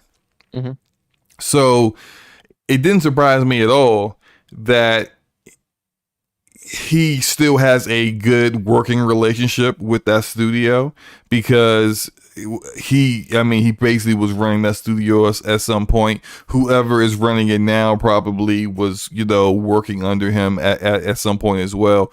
What does shock me is that here is a first party quadruple A studio. I'm going to throw that in there, right? Quote unquote quadruple A studio that is now co-developing their first game with a AAA studio. I just found that to be odd, and not just any AAA studio. I'm not just any third party studio, but Crystal Dynamics, which is kind of a big studio. Forte, what do you think about this, man? I would probably think like you if it wasn't kind of tied to the fact that Derek Gallagher used to run that studio, so he has a lot of he probably still has a lot of input into that studio in general, but just a lot of people that he can talk to and communicate back and forth with that would actually be able to help them in co-developing this. If it was somebody else, I would have been like, okay. If it was like Montreal or something like that, I'd have been like, okay, that's kind of weird. But I think you still don't think it's weird though? He used to. This is like hold on. The only weird thing about it is, this is the thing. I would think it was weird if we actually knew the development timeline of what this game is. We don't know. Let me read out the tweet, because they did kind of. So the tweet from the initiative Twitter account says, "Perfect Dark update. We are partnering with Crystal Dynamics, the world-class team behind character-driven games such as Tomb Raider." Of course, they didn't mention the Avengers. They mentioned the Avengers. Okay, all right, hold on. I'm sorry. I'm being petty. All right, to bring this first-person spy thriller to a new generation. They went on in a second tweet to say the teams couldn't pass up a chance to work together. We're still early in development, but incredibly excited to use this unique opportunity to deliver on the vision for Perfect Dark. You know what that sounds like to me? That sounds like that they want to push the timeline of getting this game out a lot faster than it actually was going to come out before. I do agree with that, yeah. We remember we talked about this like a year ago when everybody kept talking about when they first showed it. We was like, man, that game ain't coming out to 2024, maybe 2025, because they had just showed off. They didn't have any assets. They just showed us a nice little pretty trailer that looked like it was something blowing up in the background, and who knows what the heck that was. I just think Derek Gallagher has a working relationship with Crystal Dynamics. He knows a lot of the developers that are probably like some of the main developers that are there. So they probably Matt Booty probably gave him the okay to say, who do you think would be a really, really good support studio to help you with this? And I think he just trusts the people over at Crystal Dynamics because he's worked with them before. And it just tells me that they want to get this game out faster than they were actually planning on doing it, because let's be for real, it's been a lot of conversations around Xbox Game Pass. filling that funnel with more experiences, AAA, quadruple A experiences. That's what they basically named the studio. And a lot of it has something to do with probably the fact that this studio has lost some very big names of people that were at first at the studio, and then they left the studio, and we talked about one of them when it came to Insomniac the other day, Drew Murray. Yeah. Drew Murray left. That was one of those things. Like, why would you leave and then go back? Because you said, and then basically come out and say that it was just something that you felt like you were missing when you wasn't at Insomniac no more. So what does that say about the atmosphere over at the Initiative? So I think this is them just say, okay, you know what? The more that this game is in development and people don't get a chance to see it, the more questions people are going to have. They're going to be asking about it. So I think this is just more of a timeline thing. And they find, he has a little bit more faith in the fact that I know these developers, I know this studio, I used to run this studio, and I think they can help us get to the finish line faster than any other developer can do it. So I think that's kind of what it is. But if it wasn't this studio, I would be just like you. I would be kind of more concerned about it being them needing help to do it, but I think it's just the familiarity that they have across the platform with the studio. I wouldn't say I'm concerned because I haven't seen anything from the game, nor have I heard anything that's been like, oh man, it's a development hell, right? I just say it's weird. Go ahead, Deli. What do you think about this? I'm hesitant because while I understand enlisting extra studios to help, I obviously I don't know what Microsoft is paying Crystal Dynamics, but they have had a great relation in the past too. Yes. So I'm sure that it's a nice chunk of change. But I think that the reason why they're doing it is because, and I've expressed this opinion plenty of times for Siphon Filter, but right now there is no stealth action game that is competing against a established franchise like Perfect Dark. Metal Gear is no longer being made. Ghost Recon is not a stealth action game anymore. Not anymore. Splinter Cell is whatever. He's on vacation. Forever. Siphon Filter, Sony, it's in Sony's hands right now. Siphon Filter hasn't come back in 15, 16 years. Right. Thief, a decade ago, failed. It was a huge flop. Deathloop is the only one that's like remotely close to a stealth action game, and even then it's and you don't even have to play it that way. You got Hitman. You got the Hitman games. And you got Hitman. So really, this is the best time for Perfect Dark to come out. So I think that they asked for help so that they can get it out faster. So that they try can to speed up the timetable. Yeah, they can take advantage of this market where there's no competitors. Because I'm sure that once Perfect Dark comes out, Sony may go, you know what, we got something tucked away in the back. We can bring something back out again too. But it's, they don't want to. Microsoft at this point doesn't want to be reactionary with an IP that's already established, right? They want to be the one making the moves first that makes other people on the defensive. So I think that's a very, very good position to be in with, especially a franchise like Perfect Dark that people have been clamoring for at least 5-6 years now. So yeah, it really wasn't that bad of like, I know a lot of people were like hoping it was a new IP, but when they did say Perfect Dark, a lot of people were like, in the rumors and a lot of the leaks were saying it was Perfect Dark for like quite some time. But when they finally announced it, people were like, actually like, oh, okay, we're definitely looking forward to seeing what, a AAA version of Perfect Dark could definitely be, modernized to this. But I do like what you said about the Sony avenue in this, because Sony is, I do believe they are taking a wait and see approach, because right now they're looking at it like we're kings of single player when it comes to getting our, like, people just buy our games because they just have a lot of faith in the product that we put out there, and they know what they have right now, what hits for them. They don't know how a siphon filter would do. They know a lot of people want it, but they don't know exactly how that would actually, a lot of people thought Returnal would do a lot better than it did, and it did, when it comes to the acclaim of the game from a lot of the media pundits and stuff. But when it comes to like a lot of the people buying the game, it didn't sell as well. But even knowing a lot of people love the game to death, I think that's the same thing you're going to see with something like a siphon filter until they see that that genre game can be really, really hit on. And I think this is going to be the first opportunity you're going to see of a modern version of it. That's not something that's been around for a while.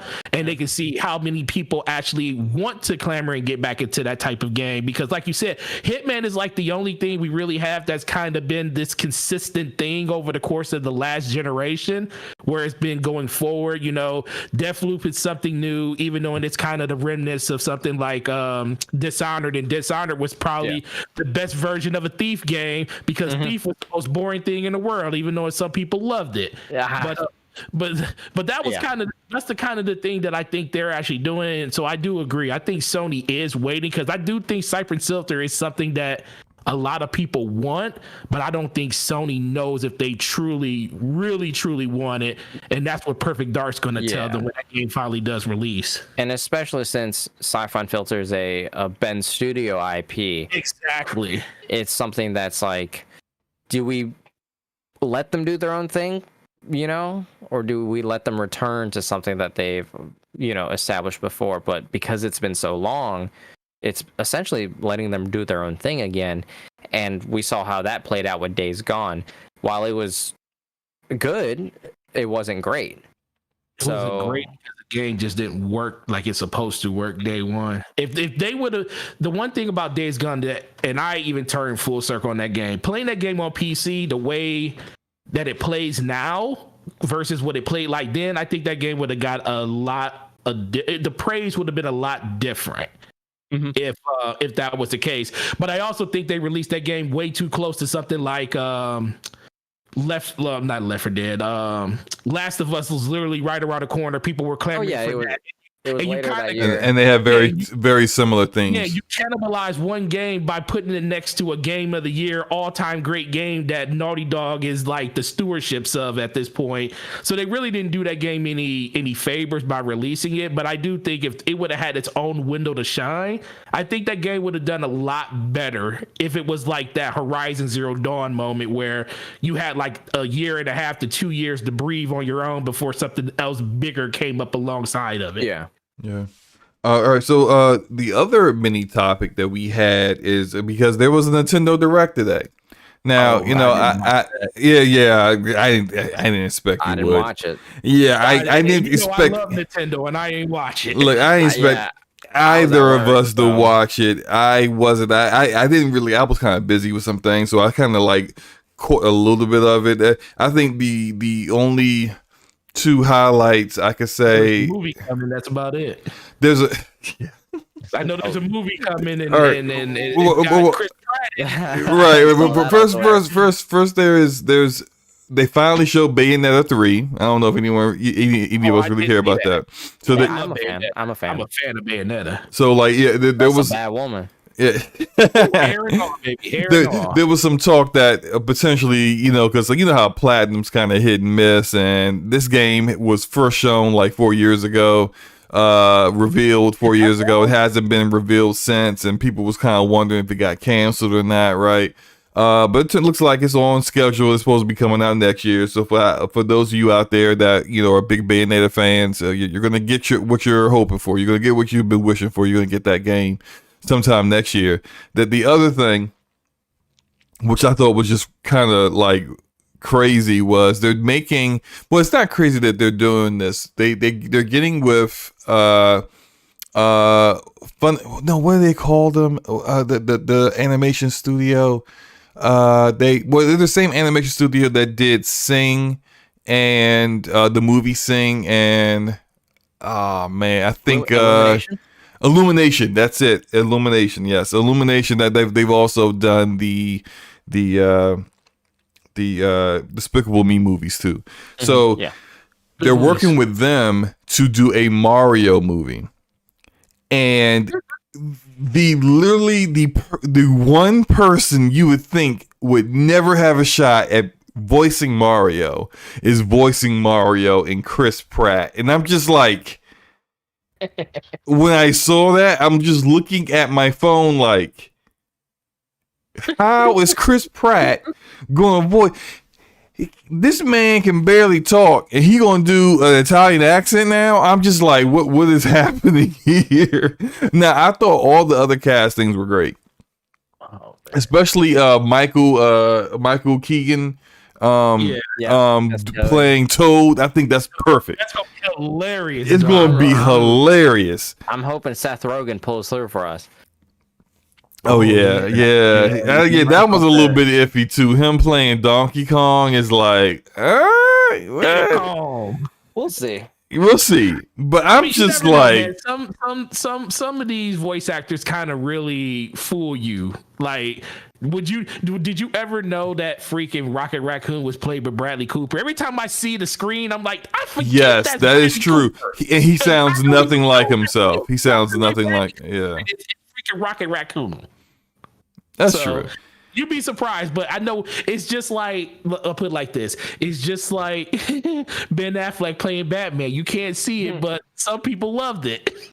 True. I don't know what I didn't like it, but a lot of people did. So. I was willing to give it a try, but Robert Pattinson is seemingly probably the Batman of choice for me. Yeah, I mean, really? He's looking kind of good. Man, I don't know. I gotta wait and see on that, man. I need to actually see him doing some stuff. All I see is Twilight every time I see. I want to hear his Batman voice. You know how like I want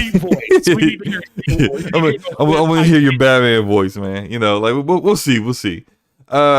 But yeah, I mean, those are just the two quick little mini topics there. I mean, Nintendo Direct. I don't own a Switch no more. I don't really care. I will say what I always say when Nintendo come out with something. They didn't show me why I need to rebuy another Nintendo Switch. So I'm good. Dread, that's why. Metroid Dread. Gonna be a fun game right there, man. Yeah, you can, have fun with that. Rain Academy. That sounds like a solo adventure, bro. It is a solo adventure. That's all you. You're right. I'm gonna be there day one, right next to my Tetris, my Puya Tetris every day. Let me know how it is. I'm gonna tweet you. I'm gonna tweet you a screenshot. Yeah, at me, bro, please. I am, bro. I got you. Now, I guess we can move on now to a game that came out very recently, and a lot of people are really enjoying it, and that's Kena Bridge of Spirits. Who's played this game so far? I'm gonna let y'all do the talking because I haven't played it. Okay, cool. Forte, have you played it yet? Yes. How do you like Kena? I like it. I like the combat's kind of. It takes a minute to get kind of used to the combat. It doesn't feel like it has, I like weight behind it. It feels kind of floaty at certain places and stuff. It's you mean like the way the hits land? Yes, it looks like it's. You know what? That's a good analogy. Just like Horizon was. The world is gorgeous, and we knew that when we first saw the game for the first time. It's like the platforming it's cool. I like jumping around the environment. Like I'm watching you right now, and the first thing I kept thinking is, man, I'm so used to games having mantles. When you jump on something, you just jump up the first time. That's just me being spoiled by a lot of other games that started to have that in there. But the combat is fun. I like the diversity in enemies and stuff like that. My kid was watching me play it the other day, or not the other day, but yesterday, and she was like, "Oh, this looks fun." And I was like, "Oh Lord, another game that my kid is going to take away from me, and I'm not even going to get a chance to finish it probably." But it's a short experience, and I think it paces itself really, really well. I'm about 3-4 hours into it, and so you haven't fought some of these bosses yet? No, I can't wait. I was watching some of the live streams while I was at work, and I was like, "Yo, these boss fights look crazy." I just see Gaines tweet about these boss fights, so I'm assuming there's a lot. Dude, there's quite a bit of them. There's some boss fights, and the difficulty. And so, like you see, if you're looking at my stream now, at the stream now, you're seeing my gameplay, and I mean, this is just regular enemies. This is rapidly clay enemies right here. Yeah, they're easy to defeat. Then you get into a boss fight, and you're just like, wait, hold on. It's like before you realize it, you're getting bodied. badly, and it's just like, wait, hold up, wait a minute. Like before you try to gather yourself and realize, wait a minute, I'm really about to take an L here. It's too late. Yeah. L has been taken. You're reloaded. You're respawning. Try again. And there's one in particular. I take it the boss is you can't just hold forward and hit the X button like you're doing right now. Oh, I'm not just doing that either right now. I'm not saying that's what you did the whole time, but that's what I mean with the combat. You know, normally a game like this with this type of aesthetic and gameplay is like more of just hit the X button and move forward. So the boss fights are not that. No, not at all. From what I saw, even people playing them, I said the boss fights aren't that. So there's a little bit of mystery to those boss fights and stuff that you gotta figure out the mechanics and stuff, which I do enjoy. I can't say enjoy because I haven't played them yet, but just watching people play them, I was like, oh, okay, this is going to be interesting once I get a chance to play it. But ultimately, it comes down to the experience that you have when you play the game. But go ahead, Slomo, because I know it seems like you got. No, you go ahead and get done. But I'll hold off everything I gotta say for when you're completely finished. Well, no, just for me, like I said, only being 4.5 hours into it, I'm enjoying the game. It was a game that I was already looking forward to playing in the first place. Mm-hmm. I know a lot of people were like looking at it like, oh, why is everybody super excited for this game? I'm excited for something new. I mean, you know, it's a new IP. It looks stunning. And we were all wondering, is this game going to look like they actually showed it in all of these trailers and stuff? And it kind of lives up to that expectation, you know, and I'm starting to expect. You respect a game when you actually get the game that you see in cutscenes and trailers and everything like that. Stories actually, the story's fine. I'm still going through it, so I have some issues with it. But overall, the game is the tutorial long, because that's something that. Oh no, I don't think so. No, I think it doesn't overstay its welcome. Okay. But I did see some reviews where like people were saying that it kind of like lingered, and I think that's just. You have the option to kind of get out of that tutorial way faster than you think you can, but some people just stay in there and they fight in those environments longer than they have to. It's like one of those games where it says, hey, stay here and do everything you want to do until you get to the point where you got the combat down. You could kind of move on at any time. Oh, okay. It also like it's not a very like broad skill tree. Like it's very basic in that sense, but they spread it out, so they don't give you all of Kana's abilities right away. You'll like go probably a good 2-3 hours with just the ability to attack with the staff, and then later on you'll get the bow and arrow. So it feels like it's like a game that's like designed in like the PlayStation 2 era, right? Like a mascot game, you know? Well, yeah. The game design for combat is, I would say, fairly basic, but that kind of gets into some of the things that I was going to ask, some questions I have for you guys about this game in particular a little bit later. I'll say my thoughts and my impressions on it so far. Now, I wish I knew how many hours in I am. I think I'm probably anywhere between 6 to 8 hours in the game now, and I'm really, really enjoying it. First of all, we knew it was going to be like this. The game's beautiful, and of course it's beautiful because Ember Lab was an animation. Yeah, this is on PC. I see the counter in the top right. Shame on you, man. You're supposed to buy this on PlayStation. Well, why? I don't know. Well, why would I buy the inferior version anyway? Whoa there. Well, I'm just, you got to show PlayStation. PlayStation people make you feel like this game's only on PlayStation. Well, I mean, they feel like they have to do that. I want to buy the physical copy in November. Oh yeah, there you go. Is that when it's coming out in November? Yeah, the physical copy. I'll let you guys know my review in November. Yeah. No, but I'm enjoying the game. I like that you like. I love you that you like physical games. I always have. It's just when you pick up a physical game, I don't know about you, Slow-Mo, but when you pick up a physical game, it's like I know exactly what I was doing when I bought this game.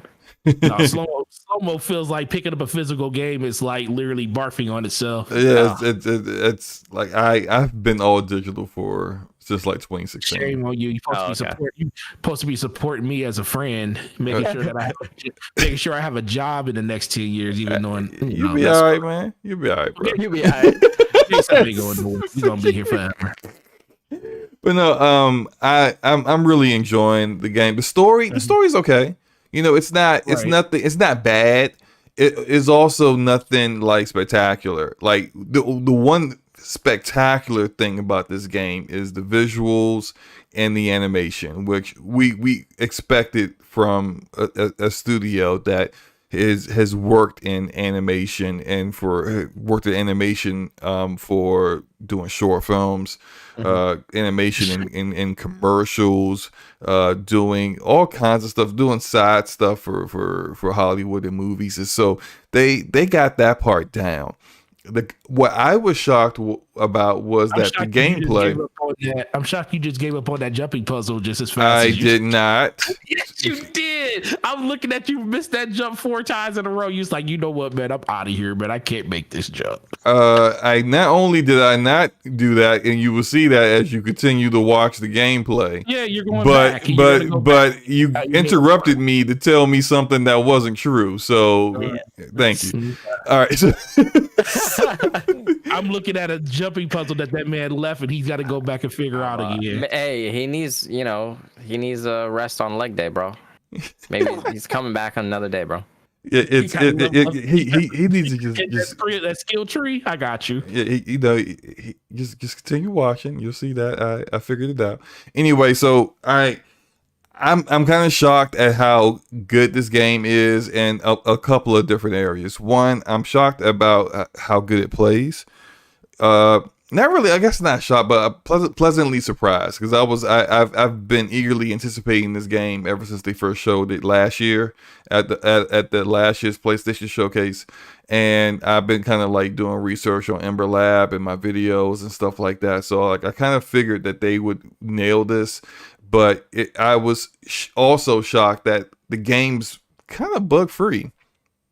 Like it doesn't really have a lot of issues bug wise, and so that's what I was kind of thinking. Like if they're gonna have any problems, it's gonna be, kind of like new developer to game development, and then having issues with that aspect, and like, oh well, like how do we do this and how do we fix that, and all that stuff that they never had to deal with before as just an animation studio. I thought that would be a struggle for them, but so far I've only had like one bug the entire time, and I'm just like, in 68 hours, one bug in 2021, where literally I feel like every game I play is a buggy mess, and I'm like, wow, good job, Ember Lab, right? So I do have to commend them for that.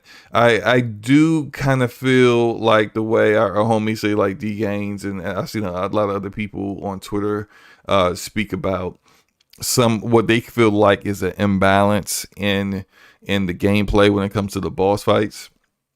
The parry mechanic is inconsistent, but I think it's inconsistent in the way that they taught it to you, and not necessarily how it works, for example. So like I feel like when you parry attacks, it's you can't like rely on the animation. It's literally at the moment that you hit parry that is it where you need to time it. So it's like if you're trying to time it off of how the animation comes up, you're just going to get bodied, and you're going to just take that hit. So it's like I think it's something that is a little bit different than most people are familiar with, and therefore that's why it's. But I do agree that like some people are saying that the window for the parry is not very forgiving, and I do agree about that as well. These boss fights, that's the one thing I would say is a imbalance. The difficulty in just fighting regular enemy mobs is it's not non-existent. It's just not that it's not anywhere near as difficult as fighting the bosses. Like the bosses, it's like they lull you into a false sense of security. And then the bosses hit you with everything, and you're just like, what is happening here? And so before a boss mollywops me, can I move the difficulty down to like easy mode? I think you can. I haven't touched it. I'm only playing on normal though. So like there's 3 modes. There's like there's I forgot the name. There's not easy, normal, and hard. They actually name specific modes for the game. But whatever the equivalent of normal is what I'm playing on. Okay. I know some people who have started off at hard, then went to normal, and now they on easy. I've seen people say they've gone to, when it comes to the bosses, they've gone from hard to normal just to beat the bosses. Then they bring it back up to hard. And I think a lot of people are really kind of trying to make sure they beat it on hard so that they can unlock the, once you beat the game, you could unlock the like extremely hard mode, which I want 0 parts of because I don't even want to know what these bosses are like in that mode. Like, I play on easy mode on majority of my games, so hey, look, I never judge that. I know there's some people that'll be like, you play on easy. Like I said, it's their game. You spent your money on your game. You play your game however you want to play it. Just don't be like the guy that's like, From Software games need to have an easy mode. Like that's when it's just like, all right, you're going too far, dude. Like if a game has a mode and it clearly has that mode for a reason, then it's well within people's rights to take advantage of it. But like no, this game is, I think, for there's a studio's very first game, absolutely amazing that they were able to accomplish this with a team that's less than 30. Like less than 30 developers, relying on a few contractors here and there, and for them to accomplish what they have, I think is pretty awesome. Now, go ahead. That your rating is higher because of that, like because the story behind it? Like if I gave you this game and you don't know anything about the developers, you didn't know it was a PlayStation game, you didn't know it was an Xbox game, you didn't know anything, and you played it, would you have the same amount of respect for it, or would you score it just as well as you would currently? I would score it, well, even though I don't have a score quite yet because I haven't beat it yet. I wouldn't give it a score until I beat a game, but I don't give them any more credit because they're a new studio. Like I just kind of just like in my commentary, I think that's pretty awesome that they were able to really nail this the way they have without having prior experience as a full studio. Of course they hired developers that I know they hired some people from Naughty Dog. They've hired people from Rockstar, I believe, as well. So they've had people who do have extensive game development on the team, but that's different. And we see it all the time with people who make a big deal about, this studio just poached this developer from that studio, and just like, but that's like that's just one dude. Like, what's the culture? Like the culture of the studio is what's important. Getting one guy, who's going to be bringing his expertise into a completely different culture is so it's not the same. So like Cory Barlog was at Crystal Dynamics for the original Tomb Raider, or for the Tomb Raider reboot, and then he went back to Santa Monica. Yeah.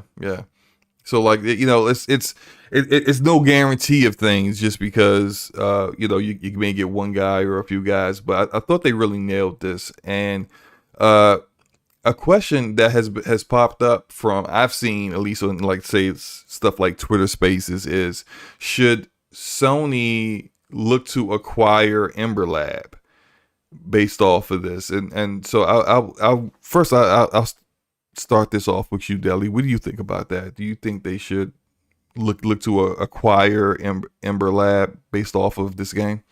I mean, I think that Ember Lab has shown that they have good experience in animation. I think it's a little too early to tell because in order to acquire, they have to be selling.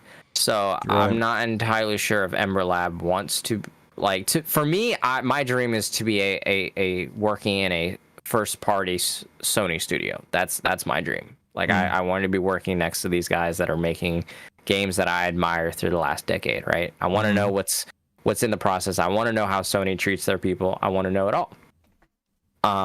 But that may not be the same for Ember Labs. So they may be like, no, we like to say independent, like much like Platinum Games, right? and so they may be like, nah, man, we're cool. We may have a really good partnership with Sony moving forward, but I think that if the question is asked is, should Sony acquire them? I don't think so. I think that Ember Labs is still too much. I don't want to phrase this improperly, but they feel like they're too new to the game at the moment right now in the industry. At least with Returnal's studio, House Marquee, they have had made the similar genre games, and they've had made a plethora of games before they made Returnal. So when they moved to Returnal and showing that they had such an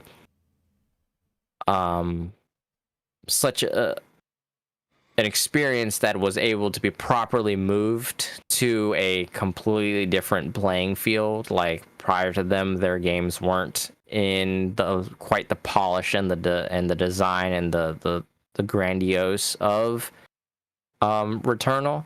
They were able to show that they can handle and play with the big boys on their first try, is something to be applauded. And I think that was why Sony was so quick to acquire House Marquee.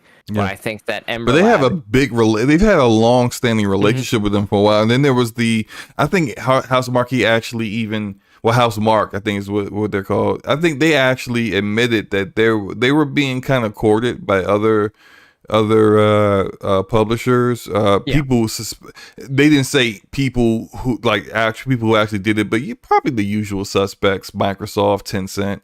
Really trying to get their hands on them. And when you're Sony and you've already, like, at some point you gotta put a ring on it, especially if people are actively trying to poach your talent. You've enjoyed this developer's content exclusively without actually having to acquire them or do anything that actually needed you to pony up the money for that. But now other people have recognized their talent, see what they provide based off of the games they made for you, and now you need to make a decision on whether you're going to lose that. As me and Forte have always said about when it comes to BioWare, that BioWare 15 years ago, BioWare was making games exclusively on Xbox. Great RPGs that were not that you couldn't get anywhere else, and they were freaking awesome. And then they were going through financial issues. Microsoft didn't see the danger in what was coming and what was happening, and the next thing you know, they're acquired by EA and they're a multi-plat now. And so, like, not only did the quality of their games take a hit, and then as we see now, over a decade later, where they are now, nowhere near the kind of studio that they used to be. But you lost an exclusive, something that made your platform completely unique from other platforms. Now everyone's got that. So it's, I think they definitely made that move. Now, there have been people who have been saying, well, Sony normally goes through long courtships with developers before they eventually acquire them. Like they'll like work with them for like 2 or 3 games and then maybe decide to bring them into the fold as a first party. Yeah. But I think lately they've maybe under Jim Ryan that has shifted a little bit. If you look at Firesprite, who they just acquired, they don't really have an extensive they have some experience with them, but not as Firesprite. Because I think a significant number of the people in that studio used to work for Sony Liverpool. Mm-hmm. But as Firesprite, that's like, they're different name, different developer who've made, I think, maybe like a game or 2 so far, but nothing exclusive to PlayStation. They acquired them. Nixxes isn't someone that they have an extensive experience with so far. But they acquired them, of course, specifically to do what they've been doing before, which is port games to console games to PC. but still, like there isn't like that deep relationship with them. So it wouldn't surprise me if they did. Like, let's say, but I could see it not being like right after this game, but maybe you look at the next the next game that Ember Lab does, and it really nails it like this one does, then I can see them saying, yeah. I want to see if Ember Lab is a like I said, I don't want to say things too harshly, but you know, for lack of better words, like a one-trick pony, or whether or not this is just like a fluke, or this is a, oh yeah, you know, they had a good run, you know. I'm hoping that what they take from this game and moving on either into a sequel or a new IP or an existing IP, if they get their hands on one, I'm hoping that whatever they do, they're able to improve upon astronomically. Yeah. To the point that Sony, much like Housemarque, that they're able to see, yes, this is like, they have shown that there is a lot of talent, promise, growth, and skill here. Let's acquire them. Yeah. But I think for me, as a developer myself, I think it's a little too early to tell whether or not this is innate talent from the 30 people, or if this is something that, like, you know, like getting a couple guys, whether or not those couple guys from Rockstar or Naughty Dog or whatever was able to bring in, and those senior guys are able to come in and be like, hey, you know, this is what we should do, and, you know, improve the game. So I don't know. I don't want to talk ill of Ember Labs. I think I haven't played the game yet, but I want to say I'm a fan. I was looking forward to this game. But like I said, my point is, I think it's a little too early to tell whether or not this is a recreatable skill, talent, and finesse. So we'll see in the next sequel. Cool. Forte, what do you think, man? Do you think Sony should acquire them, or should hold off for a while? Forte? Good talk, Forte. Was I muted? Yes, you were. Yeah, big dog. Yeah. So, I think in general, he's right, because I think they are very, very green to this brand new, these making these AAA games and stuff. And just because you come up with one successful game doesn't mean you deserve to be purchased by somebody else. And it also comes down to, they really want to be purchased at this point. You got to remember, it took Insomniac didn't want to be purchased for the longest. You know, that's something that Ted Price was 100% like, would die on his bed for. Is like, we don't want to be, you know, purchased by anybody. We want to be our own studio. We want to be able to make the games that we want to make and stuff. And at some point that ended up changing for them, but that has to be at the time that the developer wants to do it and stuff. What's so funny? What? Oh, the super chat. After his passion with the $20 super chat. Damn, the Vine Knight kick slow-mos. As no way Forte would have lost to that walking salad. Hey, look. First of all, after his passion, first, thank you for the super chat. Okay, that's one, right? Two. Man, you did get dog walked by that. Hey, look, man, look. I just watched you run around with a sliver of health for 10 minutes, bro. You was hurt. Look. Right after that. Look, well, first of all, I recorded this earlier today. Okay. Mm-hmm. Yeah. When right after that fight, when it reloaded, I came back in. I beat him on the very next attempt. I did a couple. I finished this whole little side quest that's over here with the. You got footage of that? I thought I did. Right. This is what I thought. Right. So like I hit Alt and F9, which for GeForce Experience Record is Shadow Play is like, you know, either starting or turning it off. When I hit that, thinking that I had finished recording everything, it said start recording, and I said, wait a minute, hold up, what do you mean start recording? I know I started recording. Then I got scared. I'm like, yo, did it not record my entire 2 hours playing this game?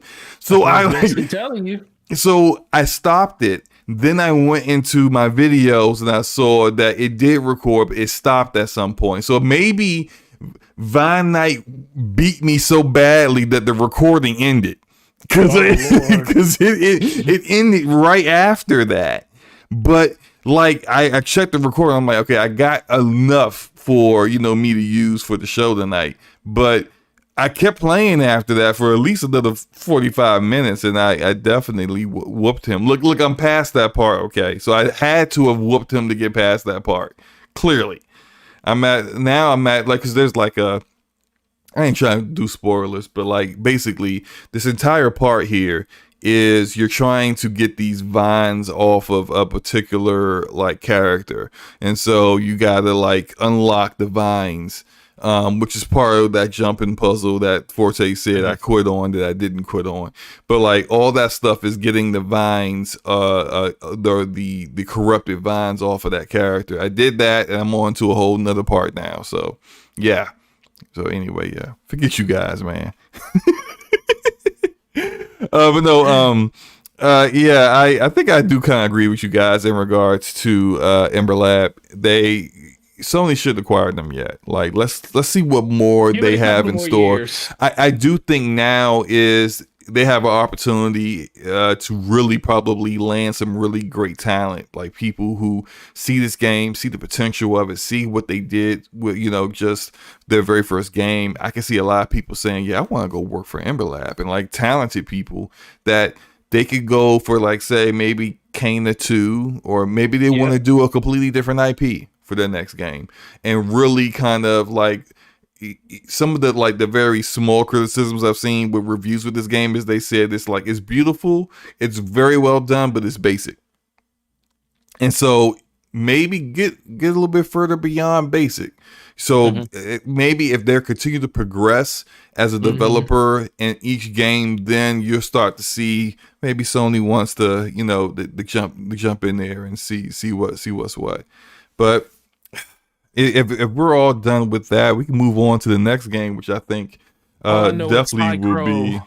All I know is Slack Crow just basically said you're spoiling all the game right now with all this gameplay. I'm not spoiling the game. You know what? Let me move on.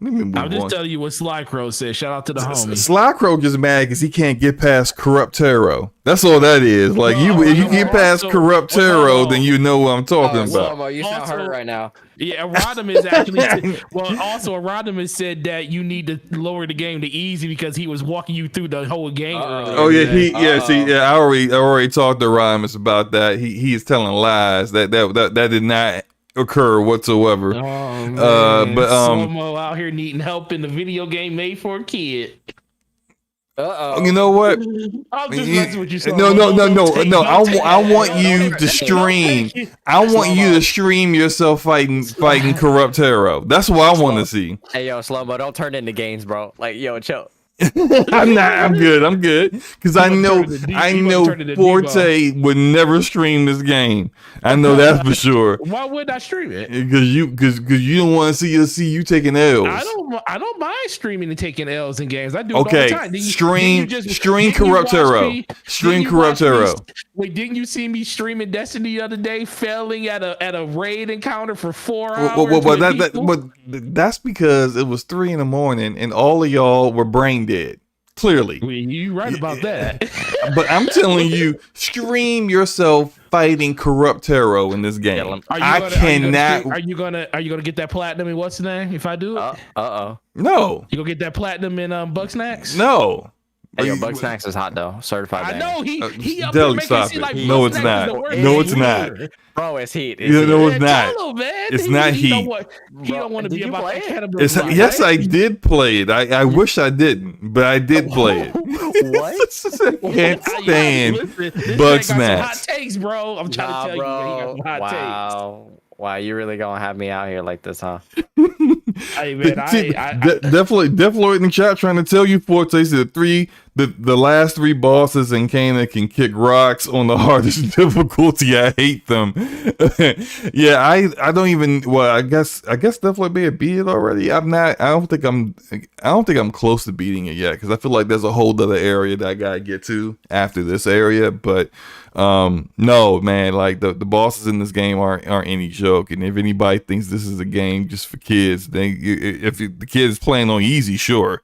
But anything else with these boss fights, man, these boss fights will put some hair in their chest. I know that for certain. Let's move on because somebody did say that these I think it was Strictly. He said these boss fights are even harder than Returnal. Yeah, I think he did say that. Yeah, although I don't know about that one, but yeah, these boss fights aren't anything to play around with. I can't handle this bug snack slander right now. So listen, man. I've been trying to tell him, man, but he all about that bug snacks turn. Man, bug snacks is trash. Anyway, Deathloop. Wow, you a hater, bro. I sure am. Deathloop, right? So Deathloop came out last week. Now we would have discussed it last week, but neither of us had played it yet, and I played it that night after DPS last week. That was on Forte's channel. So I know, Deli, I know you've played Deathloop already too, because we were discussing now on Sly Crow's podcast, the Crow's Nest. How are you even further now than you were before on that? How are you enjoying Deathloop now? I find myself like my impressions are still the same. I think that the general consensus hasn't changed any.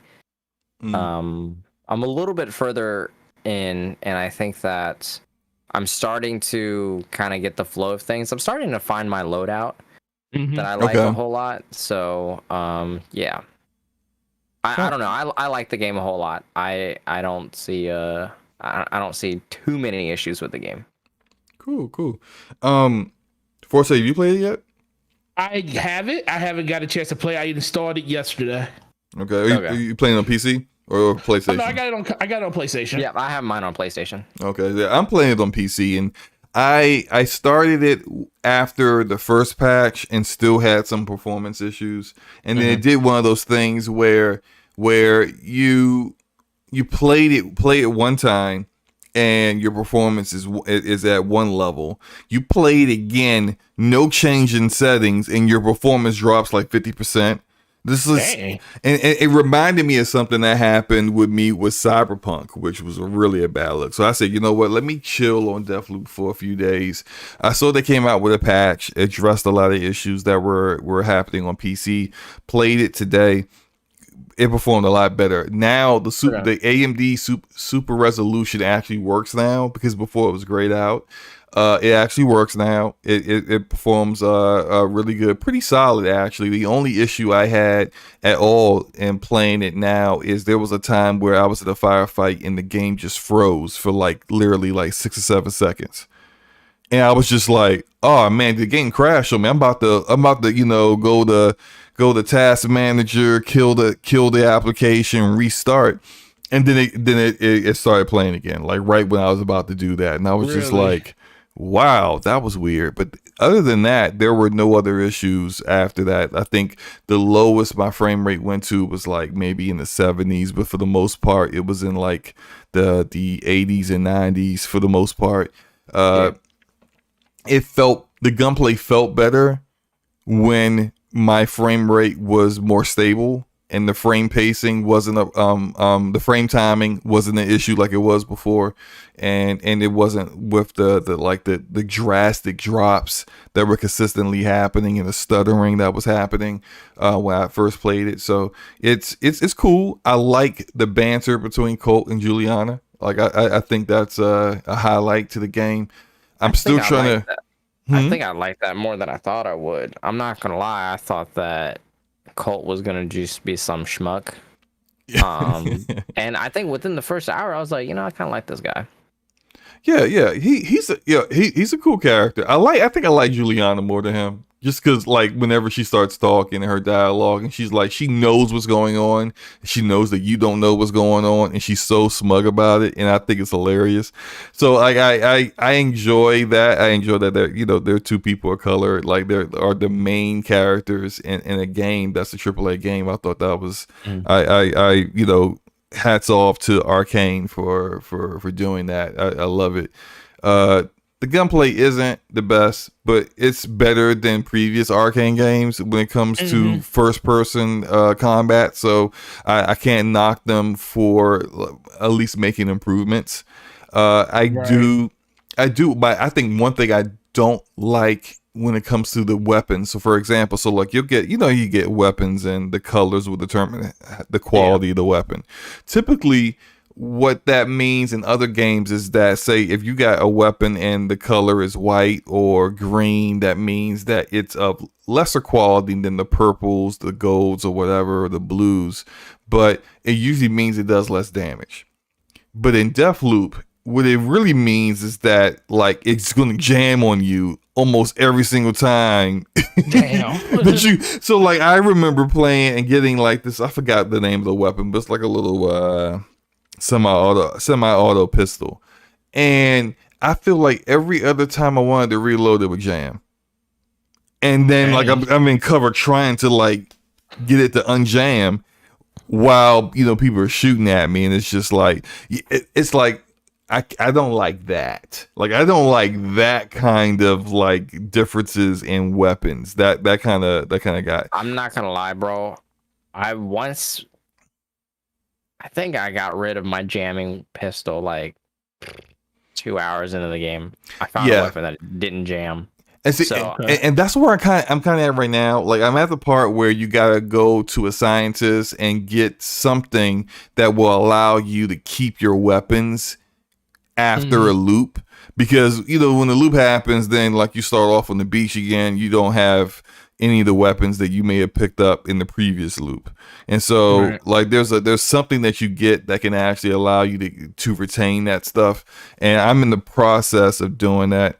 But I think it's pretty cool. It's a game that, like in previous Arcane games, I always say this about Arcane, I recognize their quality, but their games aren't for me. And so it's like with Dishonored, with Prey, I recognize, like I hear people speak so highly of them, but when I played them, and I've tried them multiple times, and when I played them, I was like, yo, I don't get it. I don't get it. But this one, I get a little bit more. I like this one. I like it, and this is one I'm definitely going to finish. I'm getting my head around the loops and going into like taking on a target for a specific objective during a certain area in a certain part of day, like how you have to do it in a certain order in order to get yourself more information or things that you need to continue forward. So it's not really a roguelike the way people thought it was based off of how it was described. It's far, I think it's far more linear than but you're further along than I am, Deli, but it seems far more linear than it appeared when they marketed the game. Yeah, I mean it does. There is some on rails like hand holding stuff. I'm not entirely sure how far you are, but I am past the scientist that you mentioned, and I am essentially I'm over the tutorial. The game has released me out into the wild and let me do my own thing. There's no more, hey, here's some new thing that you can learn. It's just yeah. I think I am close to that point now where it's just like, okay, you know what all the mechanics are of the game now. Now it's just up to you to put it all together and to get yourself the information you need, that Colt needs to go further. And matter of fact, this gun right here, I love that gun. And fix the loop or break the loop or whatever. And so I think it's pretty cool. Forte, when do you think you're finally going to play this one? Oh, I'm playing it on Tuesday when I'm off work. I'm off Tuesday, Wednesday. I've already started Ghost of Tsushima, and I picked up Deathloop yesterday, 2 days ago. Is this your first run of Tsushima? Yes, I waited for the PS5 version. So hot. Yo, Ghost of Tsushima is so That's a banger. good. That's a certified banger. I love that game so much. I purposely, when I heard that they were bringing it to PS5, I purposely waited to get the director's cut to do it. I have like 2 gigs of photos of that game. Like it's just so much fun. I love the combat in that game. Yes. Yeah. That was my game of the year last year. And the whole we are samurai. We even though everything we do is stupid, but we'll do it anyway. I'm just like, you're gonna run into a hail of gunfire, huh? Just because you're samurai. All right, just go ahead, go off, fam. Hey, at least they know who they are. Yeah, Right, it's true. They definitely know who they are. They also did, but it's like I'm over here, Jen. Like, what are we doing? Why are we doing this? Let's just pick up their weapons and use it against them. No, Jen. Like, I'm like, oh man, I loved it. I absolutely love that game, and the whole debate about the ending. Of course, we can't talk about it yet because Forte is not there yet. But that ending caused so much like conversation and debate among people about like the choices that you make and why people made that choice and why they felt like it was the canon choice or the right choice. I really really dig that game. About Deathloop, so we can kind of like speed this along. Some people are saying Game of the Year nominee. What do we think about this game being a Game of the Year contender? What other games have come out this year? That's a good question. That's what I'm thinking. What Ratchet and Clank Rift Apart, Death's Door, Returnal. Did Far Cry 6 come out yet? Not yet. Not yet. But Okay. I don't think that's going to be in the conversation based off of the feedback that one's never going to be nowhere near the conversation of. So we have Deathloop, Resident Evil Village, Kana. Yes, I think Village is a guarantee nominee. I think Rift Apart is a guarantee nominee as well. We'll get the Psychonauts too, yeah. Returnal and Lost Judgment came out. Life is Strange. Life is Strange. That's not going to get nominated. I don't think. Not at all. Please don't. I streamed that. Nominated. I streamed that entire game. I think it's the weakest of the three. I don't know, man. Hot Wheels Unleashed might be the move. No, I think Ratchet and Clank is my game of the year. Yeah. See, this is going to be a weird year, especially considering when it comes to like Keeley's award show, because Keeley's award show, like for Game of the Year, they always have like their token indie, their token Nintendo game, and then like a bunch of action adventure AAA games and then one of those wins, right? There aren't too many of those kind of games this year. You're gonna get stuff like Halo Infinite's gonna come out too late anyway. Not that I think it would get the nominee, but Forza Horizon 5 is probably going to be a better racer than Forza Horizon 4, which people thought was the best racer ever, right? You would think the best racer ever would get a nomination for Game of the Year, but it's a racer game. It's just not going to get nominated. So I kind of feel like it's going to be a weird year because you can't rely on this indie game. We're going to only nominate one indie game. But it's like there's so many great indies that came out this year. Oh, here's the pause. Here's the freeze. Like, look, this is literally my game froze, and I was like, did this just crash on me? And then it comes back. But when it comes to Deathloop, I think Deathloop is kind of on the fence with a nomination. I feel like it's a year where there's so many quality indies, but the indies don't really get their fair shake anyway, that it might get in just because it's a weak year for AAA games. Yeah. So it might have that opportunity to get in then. Forte, what do you think, man? If you're an Xbox fan, you would love for this game to hit Game of the Year because it shows that you haven't had a studio that you purchased that can do it. Right. But for the most part, I don't know, man. Like I said, it seems like a lot of people are kind of divisive on just the review scores of the game. Some people feel like the reviews are not warranted, but like I always tell people, review scores are very opinionated, and then you need to check. You need to see for yourself and not just check one review to get the whole entire story of what the game is actually going to be about. So will it be on the Game of the Year stage? Possibly, because there is a shortage of really, really big AAA games at the top of that spear. Something like Hades would be up there if it didn't come out last year, because Hades was amazing. Oh if you man, didn't get a chance to play I it. can't believe I slept on Hades. Yeah, you slept on it. And I was telling you this last year, and you were like, "Man, ain't nothing to play on Switch." And I could have played Hades. Well, I would have played it on PC because it came out. It was on PC at the same time. So like, wow. I still haven't played it. So if it's high praise, then I will check it out. Play Hades. Yeah, you're welcome. That thing like 60 times already. The only question I got is they got some bad bitches in the game. I mean, well, look, but it's. That's tough. They got Medusa in there. No, you don't want that one. I mean, they got the Olympic gods in there. So there's like Athena, there's Persephone, up in there. there's Aphrodite, there's all of them. So it's like they got, but it's like it is a top down isometric view roguelite, and animated wise, you don't really see these characters. You see kind of like a hand drawn, very well done portrait of a character as they're speaking, and it's all voice acted exceptionally well. The voice acting in this, like, I'm on my Xbox, because I got two versions of it. I got it on Steam and I got it on Xbox. My Xbox, like that, huh? Oh yeah, absolutely.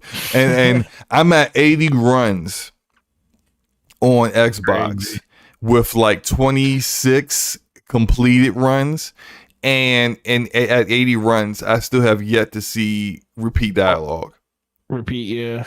All right. Did you Deli, did you do Death's Door yet? No, I haven't. I'm sorry, y'all. I've been busy. Come on, I mean, dude, you working, man. You out here crunching for our benefit. No, the only thing I know about Hades is that it's made by Supergiant. So is it like Transistor? It in a sense, but I think it's probably better. Like, I haven't played Transistor. I just watched gameplay of it. Transistor is a really, really good game, man. That was a banger. Hades is better than that, though. And I yes, I say this as someone who hasn't played Transistor, but I've watched Transistor gameplay. You can't say that, sir. Okay, have you played? You played both, right? Yeah. Yes. Okay, which one's better? Ooh, you gonna put me on the spot. Oh, bro. And you better sing your answer. Ooh. No, you don't need to do that. Oh man, I don't know, man, because I don't think it's better than. Oh man, yeah, Hades is a better game. It is. Yeah, Hades is a better game. I mean, but you got to remember, Transistor is like what, 2013? Yeah, but that soundtrack hits. Oh no, well, that's the difference. That is true. The soundtrack is good. I do think to this day, Transistor still of indie. I won't say any, but it's literally in probably the top 3 of all indie games when it comes to the soundtrack. That soundtrack is phenomenal. That soundtrack hits. That soundtrack that soundtrack puts you in another mood when you play that game. I've never played that game, but I have the soundtrack inside of like my video game music playlist on Google Music. That one and Bastion soundtrack I have in there as well. Well, now, just like Bastion and Child of Light, all those. Oh my god, Hades soundtrack is lit too. Hades soundtrack is very good. Yeah, Hades has a really good soundtrack. All right. Yeah. So yeah, there's a bunch of good games. I mean, yeah. Now that I think about it more, Deathloop is more than likely going to be on that stage, because I feel like, what was the score? What did it average on Metacritic? Like 8.9 or something? Yeah, it's like an 85. Like 85. Oh, it's like 85. I think it's going to. Kana is an 83 right now. Well, okay. Well, put it like this. I don't see more than 2 Sony games on this stage. Maybe just one. Ratchet might be the one that makes it up there this year, especially with Horizon getting delayed into next year. Yeah, I think Ratchet would be their only. Deathloop. I don't see. That's the funny thing about Deathloop, because Deathloop it's not a first party game, so I can still see it hit on the Game of the Year awards, just because it's not a Sony first party game, even though it's a PlayStation exclusive console game. But it's on PC too. So I can see Deathloop up there. I can see Ratchet up there. And then, man, pick your poison after that, man. I think Deathloop might win like a sound design or like Rodimus is right. In the chat, Kana did fall to 81. So Jesus, it's got why? Well, it's getting more reviews. See, they didn't. The embargo didn't lift until like the day of. The day of, yeah. So like a lot of the reviews weren't ready, and so early it started out at like a 85, and then as more reviews have come in, and you're gonna get more opinions and variety in opinions, it's gone to 81. Bugsnax haters, man. Yeah, Bugsnax. Well, Bugsnax is that deal. But Kenny K did say one. I do think Death's Door is going to be the indie game that's going to probably highlight. Yes, it would get the indie nomination. It will get the indie nomination for sure. Y'all think that's it? Death's Door. Oh man, bro? Death's Door was freaking incredible, bro. Y'all don't think Little Nightmares is going to take it? No, not over Death. Well, Little Nightmares 2 was a good game, but it's also, I think if it comes to like a sequel to a game standing out and a first attempt, like a new IP standing out, they're going to go to the new IP. They're going to give that love to the new IP, unless it's something like Last of Us Part 2, where it's the second game in the trilogy. Or like God of War Ragnarok when it comes out, unless that game completely falls off the earth and hits like a 70, I think it's gonna be nominated for Game of the Year just because it's the next in line to a sequel of a Game of the Year nominee. I don't think Little Nightmares garners that type of praise yet, but who knows? But I think Death's Door is incredible, and I think that game is going to be the indie nominee for Game of the Year. I mean, I think that's going to be a really, really competitive field there for that particular nomination. But I think, for Game of the Year, like the big shebang Game of the Year, I think Death's Door is going to be the only, maybe two indies. You usually only do one indie because there's been so many great indies this year and kind of weak for AAA. Can make it up there. I don't think we played it. I don't think we've seen it yet. That's the thing. There's a lot of maybes, but when you play Death's Door, that's a Game of the Year contender right there. It's not even a question. Well, I don't know. I'll have to think about it. I don't know. Maybe Watch Dogs Legion could be on that list. No, sir. I don't know about that one. Hey, y'all quit playing with me right now. Man, we can get Watch Dogs Legions on that list, man. Yeah, for actually, wait a minute. Hold up. Watch Dogs Legion came out last year, right? Last year. Yeah, it came out late last year, didn't it? No, but not so late that it wasn't. October. Yeah. See, like it has to be like after mid-November. What did you actually work on? It Takes Two. I forgot about It Takes Two. Yeah, we didn't even finish that playthrough, Slomo. Yeah, we sure didn't. But that one's probably going to get a lot of nominations too. Yeah. Yeah, so I mean, I don't know if you can, but what did you actually like? What was the things you worked on the most on Watch Dogs when you were doing it? I mostly worked on the side missions. Okay. And then we had a really, really cool technology for generating NPCs in the area that I helped work on as well too. So basically, I don't know. It's kind of hard. So did you work on Grandma? I worked on Grandma, yeah. Okay. Oh, actually, man. I have a tweet about that actually. Oh, nice. Yeah. Yeah, that's you got to tell us about this tweet because Grandma was like the what was it? The comedic humor and all the trailers they would put out. Yeah.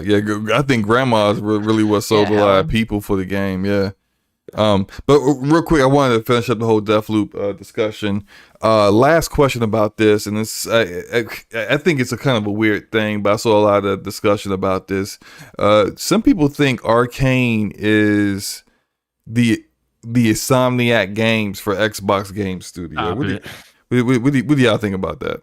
Stop it. Yeah, I'm look. I just threw it out there. I don't. Yeah, quit playing with me right now. Yeah, like let's just move on. Let's just move on. That's not. Stop it. That's disrespectful right there. Have you seen what Insomniac has done over the course of the? We don't say Insomniac is Sony's best studio just because they put out Spider-Man and stuff like that. We're saying that because what's the number one thing? There is something about being available, and that's something that Insomniac is. They're available no matter what game you put them on. They're bringing out 2 to 3 games a generation, and you can't say that about other developers. And I think that's their number one attribute. They can bring out a bunch of games, and they be high quality, be 90 overalls and stuff like that. But they're high quality. But they're very high quality, and that's all you can ask for a developer. And as much as I love Arcane and the stuff that they do, they don't release games on a clip like that. Yeah, they're not even. They have 2 big studios, one in Austin and the other one in Lyon, France, I believe, and they do drop games on a consistent basis, but they're just not sick with it in the clutch. Right, they're not Insomniac. In the clutch. Right, they're just not. It's just not how it is. Insomniac is not only are they versatile, they have the experience to back it up. Mm-hmm. And on top of that, they have the developing power. I mean, their studio is 400 people strong. I mean, like, that's a big studio, man. Pumping out like 4 or 5 games. Yep. Or sorry, pumping out 3 games, I think, just this last year alone. And VR games. And VR games. VR games, yeah. And doing like crazy stuff. And like Ted Price got a podcast. Like, they out there doing work. Yeah. Yep. All right, so we could go on to the last topic of tonight, and it's about Halo Infinite and next flight. So Halo Infinite's they came out within the last week saying that they're going to do a flight this weekend and next weekend for Halo Infinite. The flight this weekend is supposed to be, I don't know the actual name of the modes, but I definitely know it's traditional multiplayer, like where it's arena and what's the other one? Arena and Big Team Battle. Wait, no. Big Team Battle's next weekend. Oh, okay. Well, are you sure it's just not Arena this week and Big Team next week, then? That might be it. When he put the tweet out, he said, the next 2 flights are going to be Arena and Big Team, so it might be Arena first, then Big Team. Okay, yeah. So all right, so yeah, that's it then. This and I wish I would have had time to record what they showed for Big Team Battle, because I really like what I saw from that, but. What you've seen here is just like my footage from the first flight, where it was primarily against bots, and then like they had the last 3 hours of that was against actual like PvP, which is fun. But the bots. You made sure not to show that gameplay, huh? I don't know why you're trying to throw shade when I'm showing this gameplay and you didn't do anything. I didn't play. Did I play this is gameplay with you in it, fool. That's because it's against bots. What did I do in this game? You didn't do much. Oh, well. Oh no. As long as I went positive, that's all that matters. Hey, barely. Don't tell me you were moral support. He was barely positive, bro. And I was check my stats. And we'll check my stats in the actual PvP. I was killing it. Thank you. So anyway, that was the first flight. The second flight is, I guess you could say, the 2 of these are together still the second flight each weekend, but there is talk that this might get delayed, and I'm kind of feeling like I'm checking my email, because I got the invitation, the first email saying that you're invited to be in the flight. Yep, which is like last time. But then, like last time, there's supposed to be a second email giving you instructions on where and how to download. And that was super late for the first flight. And then there was talk on Twitter saying that this next flight might be delayed as well. So I'm like, well, I haven't got an email yet. I don't know anyone else that's got an email saying they can download it yet. So I wish they would come out and tell people officially, yeah, we're going to delay it a week, have Arena be next week, and then Big Team Battle the week after instead of this week and the next week. But when you're supposed to get started tomorrow, I think people need a little bit more information than what they're providing right now, which, like, I understand, they're trying to make it work, whatever the issue is with the beta or the flight. But I think a little bit more communication would be great. Forte, what do you think? I made a message about this earlier in this game. I don't know what to think about this game right now, man. I'm at a point now where I just want this game to release so we can just all bask in the glory of whatever they're going to release to us, because it's like a flight getting delayed, possibly getting delayed, because they didn't say it is getting delayed. And I don't know. I'm so tired of just hearing about the issues that Halo is having. I love the game. I love I can't say I love the game. I love the franchise. That's what this is. I love the franchise, and I'm at a point now where I don't care about updates. I don't care about codecs and vidocs and stuff like that, because I just want to play the game. You gave us a date, December 8th. Yeah, you done already, kind of crushed a couple people's dreams and hopes and dreams when it comes to certain features not being in the game. And now when the people get a chance, and it's the thing, people kind of, there's a lot of hardcore Halo people out there that literally probably took time off this weekend just for this flight. And I understand. It's supposed to get started tomorrow. That's a Friday. People may have taken off for work. Right, exactly. And I understand, and Lord knows I understand things happen. Development issues happen, but it just seems like it's always something happening with 343 in this game. And I don't want to harp on it. I don't want to be this Debbie Downer on the fact that, Halo is in trouble or anything.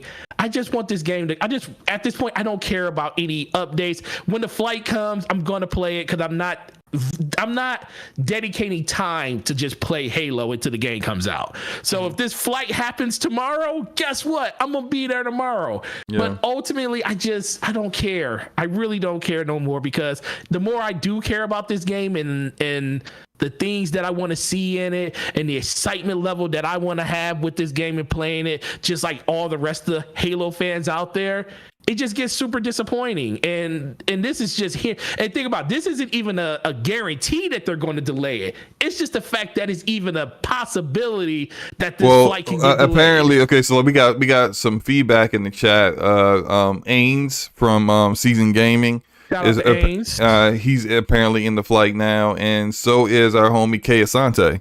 Okay, so we are actually playing this flight today. Okay, so how do I get in this flight tonight? I don't know, because I don't have it. I just checked my email once again, and I don't see any email from maybe. Okay, let me double check. Maybe it hit spam, even though it never hit spam for me. But okay, man, maybe I take everything back. If this flight happens today, then or tonight or tomorrow, I take it all back. No, I don't have anything in spam either. I just don't want to hear anything negative about Halo no more until this game releases. Yeah, just let me know if y'all enjoy that, because I'm trying to see if Strictly gonna duck me on this one too. Ooh. Dang, is it been like that? Oh no, I was in the crow's nest one day, and he came in before the pre-stream started, and he was like, "Deli, bro, why don't you follow me on Twitter?" I was like, "Oh man, no hi, no hello, no nothing." Oh man, I don't know. That's a good question, because Deli, how come you don't follow me on Twitter? Because I say this to everybody. If I need to find your content, I just click on your account. It's really that simple.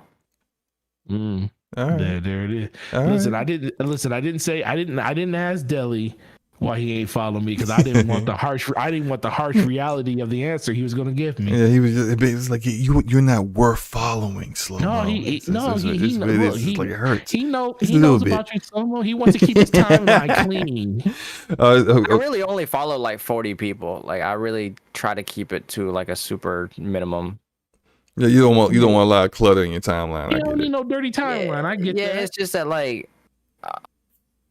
Whenever I see, as a game developer, I like to stay away from consumer opinions, because a lot of the times it gets the whole console war really pisses me off. So I hop on Twitter to have a laugh, because it's a dumb bird app and it's free.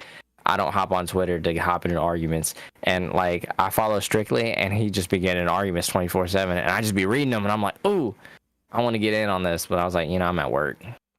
Right. So are you? So you're not going to get into the flight at all? I probably won't because I probably won't have time to play it. I'll probably be busy tomorrow. Well, give us your code if you do get it. Whatever the time window is. Like, hand it to me.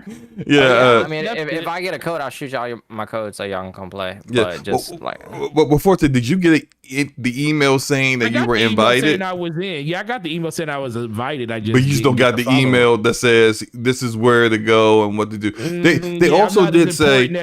And not as important as Ains, in season gaming. Well, maybe because they if you read the first initial email, it says that they're going to send you an email, but you can also go to Halo Waypoint and see the instructions there if you log in. And so I haven't done that yet. So maybe that's what they did to get in. They didn't wait for the email. They just went to Halo Waypoint. And so so potentially maybe that's what's going on, because it's kind of frustrating that here we are once again. I still don't. I'm not getting anything, but it's cool. Forte, did you see the footage they have for Big Team Battle? I did. How'd you like it? It's gorgeous. It's gorgeous. I thought it looked really good. I feel like they're gonna really nail the multiplayer. Honestly, like I just feel like that. Yeah, they're gonna. The multiplayer is never going to be the problem with this game. It's all about that single player that a lot of people are going to be a little either vexed over or they're going to be very pleased with. It's not going to be anywhere in the middle. It shouldn't be just a single player, though. It shouldn't be, but that's what the conversation is going to be around. And did you hear the leaks of the 300-man battle royale that kind of got leaked out for this? 300-man battle royale. I thought they said they weren't doing a battle royale. Well, what they say and what they do are two different things. I mean, money speaks. Yeah, but there was an article because Mooch sent it. I seen it from Mooch. It was a 300-man battle royale. How big of a map do you have to start out with 300 people on it? Nah, bro, it's just Blood Gulch. Or Valhalla. Can you imagine Blood Gulch with 300 people? Someone shoots a rocket at the ground and like Spartan bodies just fly up in the air. Like, oh man, that would be crazy. It says right here. Hey, it's on comicbook.com. It says Halo Infinite 300 player battle royale mode made possible through leaks. Okay, I'm awaiting until I see some official confirmation on that one. But because I specifically recall reading like quotes from them saying that they weren't doing a battle royale, or that if they did do one, it wouldn't be anywhere close to launch, which seems like a lot of stuff. So this is coming from Dr. Disrespect that they're pulling this from. It's a leak that he heard of. He says, "Is that a credible source?" I don't think he is. No. He's a big time streamer, so I'm pretty sure he does get to talk to people, but I don't think he's credible as far as like. I've never heard of Dr. Disrespect like having like nailing being an insider and nailing something before it got announced. Like I can't think of any time that's ever happened. This could be anything. I do believe there's a battle royale game coming for this game. I just don't think it's going to be there at launch like they kind of said. That's the biggest thing. I think a lot of people kind of misconstrue the things that they say about not being in the game versus what's going to be there day one. They're saying that they're not working on the battle royale. They're probably not working on it like as of right now because they're working on getting the game out the door, just like they're not working on Forge or anything right now because they're working on getting the game out the door. Right. But that doesn't mean that a free-to-play game that Xbox is trying to put out in Halo, which is going to be massive in its own right, not having a battle royale game and have to compete against all the other battle royales, I think that would be a mistake. So, and I know they know that would be a mistake. So it's not going to be the focus as of the launch because they kind of want to see what Halo is on its own in an arena style shooter and see if they can like kind of dive into what that Valorant player base kind of is right now and stuff like that and CS:GO. which would be a hard acorn to crack, especially on the PC player base. But if they do bring Battle Royale, that will kind of be like that ace up the hole that they could be like, especially people like the gameplay that they experience on PC when it comes to that, because that's where it's going to probably be the biggest at. If the gameplay is up to point and the mechanics are up to point and they can get a lot of PC people in on Halo Infinite when it comes to the multiplayer, and then they come out like a year from now and announce a Battle Royale, that would just boost the player base even more. But they got to get the game out the door and be in a suitable state for them to do that first. Right, because you can't, if you don't have anybody that's going to play your game at launch, like you may be adding stuff later on that people want to play, but It's people there to play it. Yeah. Who's going to be there to play? It's going to be your hardcore Halo community who don't really give a damn about battle royales anyway. So it's like, right. so what are you doing it for if the people that are playing your game right now aren't going to indulge in that, and the casual community may have already dismissed your game because you didn't have the kind of things that they were interested in at launch. Exactly. So yeah, they're kind of stuck in a tricky spot, especially considering that so much of the content that is typically there at launch, like co-op for the campaign, is not available. Is that and I kind of feel like, and maybe this is just me, but when you say season 2, which is like, that's like February, March of next year, right? Season 2 is when it's going to come out. Actually, March, because it's coming out in December. That's not like a guarantee. Like, I kind of feel like it's going to get to this season 2 at time, and they're going to say, well, it's not quite ready. It's delayed even further. Yeah. Forge is supposed to be next summer.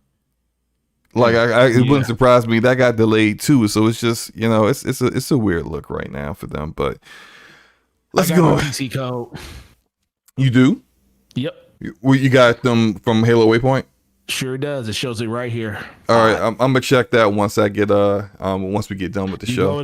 Go to settings, Halo Insider, go under Halo multiplayer technical preview, and then your Steam code is right there. Bet. All right, sounds good. Sounds like I'll be getting that installed tonight. But let's go ahead and wrap the show up. Deli, glad to have you in, bro. Really appreciate your insight as a developer and the shade that you threw to our homie Strictly.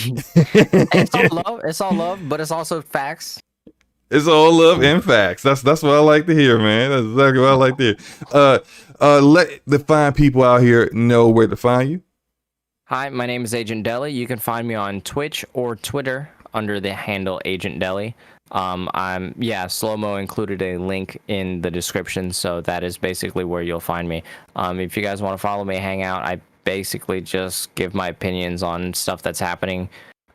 So if you guys just want to hang out or ask me questions, you guys can do so on Twitter. It'll go straight to my phone, and I'll answer you guys whenever I have the ability to. Nice. Awesome. I really appreciate you coming through tonight, man. We gotta have you back sometime later on, of course. But whenever you're free, whenever you're not like, being bogged down by work and stuff. Yeah, just let me know whenever. I'm happy to be here. Again, thank you guys for the opportunity to be here and hang out with y'all. I like the smaller, a little more tight-knit circle. The conversations are easier to follow for me. Yes. Right. Opposed to like a bigger panel, of course. Yep, that is the goal. That's always the goal with DPS. Just not too many people. Everyone gets the opportunity to speak and get their thoughts out fully, and don't feel like, man, I wish I could have said this or that, but it was so many people, on the panel and not enough time to speak. So that's definitely the goal. Forte, let everyone know what you got planned for the next week, man. Yeah, definitely. First of all, Deli, pleasure. Really like the honesty that you brought to the telecast today with everybody, and definitely learned a lot from the things that you had to say, and I couldn't ask for a better guest to be on today. So appreciate you. Great job as always, and shout out to the homeboy Sly Crow. Looked like he picked some really, really good people to be a part of his show, and this was a winner right here. But for me, got a bunch of stuff coming out on the channel. Been working on some Destiny stuff. Got a couple of Xbox stuff coming up over the course of the next week. So definitely check out the channel for that stuff. Remember, DPS podcast will be on my channel next week. First of all, Slow-Mo did an amazing job setting up with the guest today. Amazing job running the panel. Kept everything moving. Even though he kept us here for an eternity, felt like the Iron Lords podcast today. What? Not even close.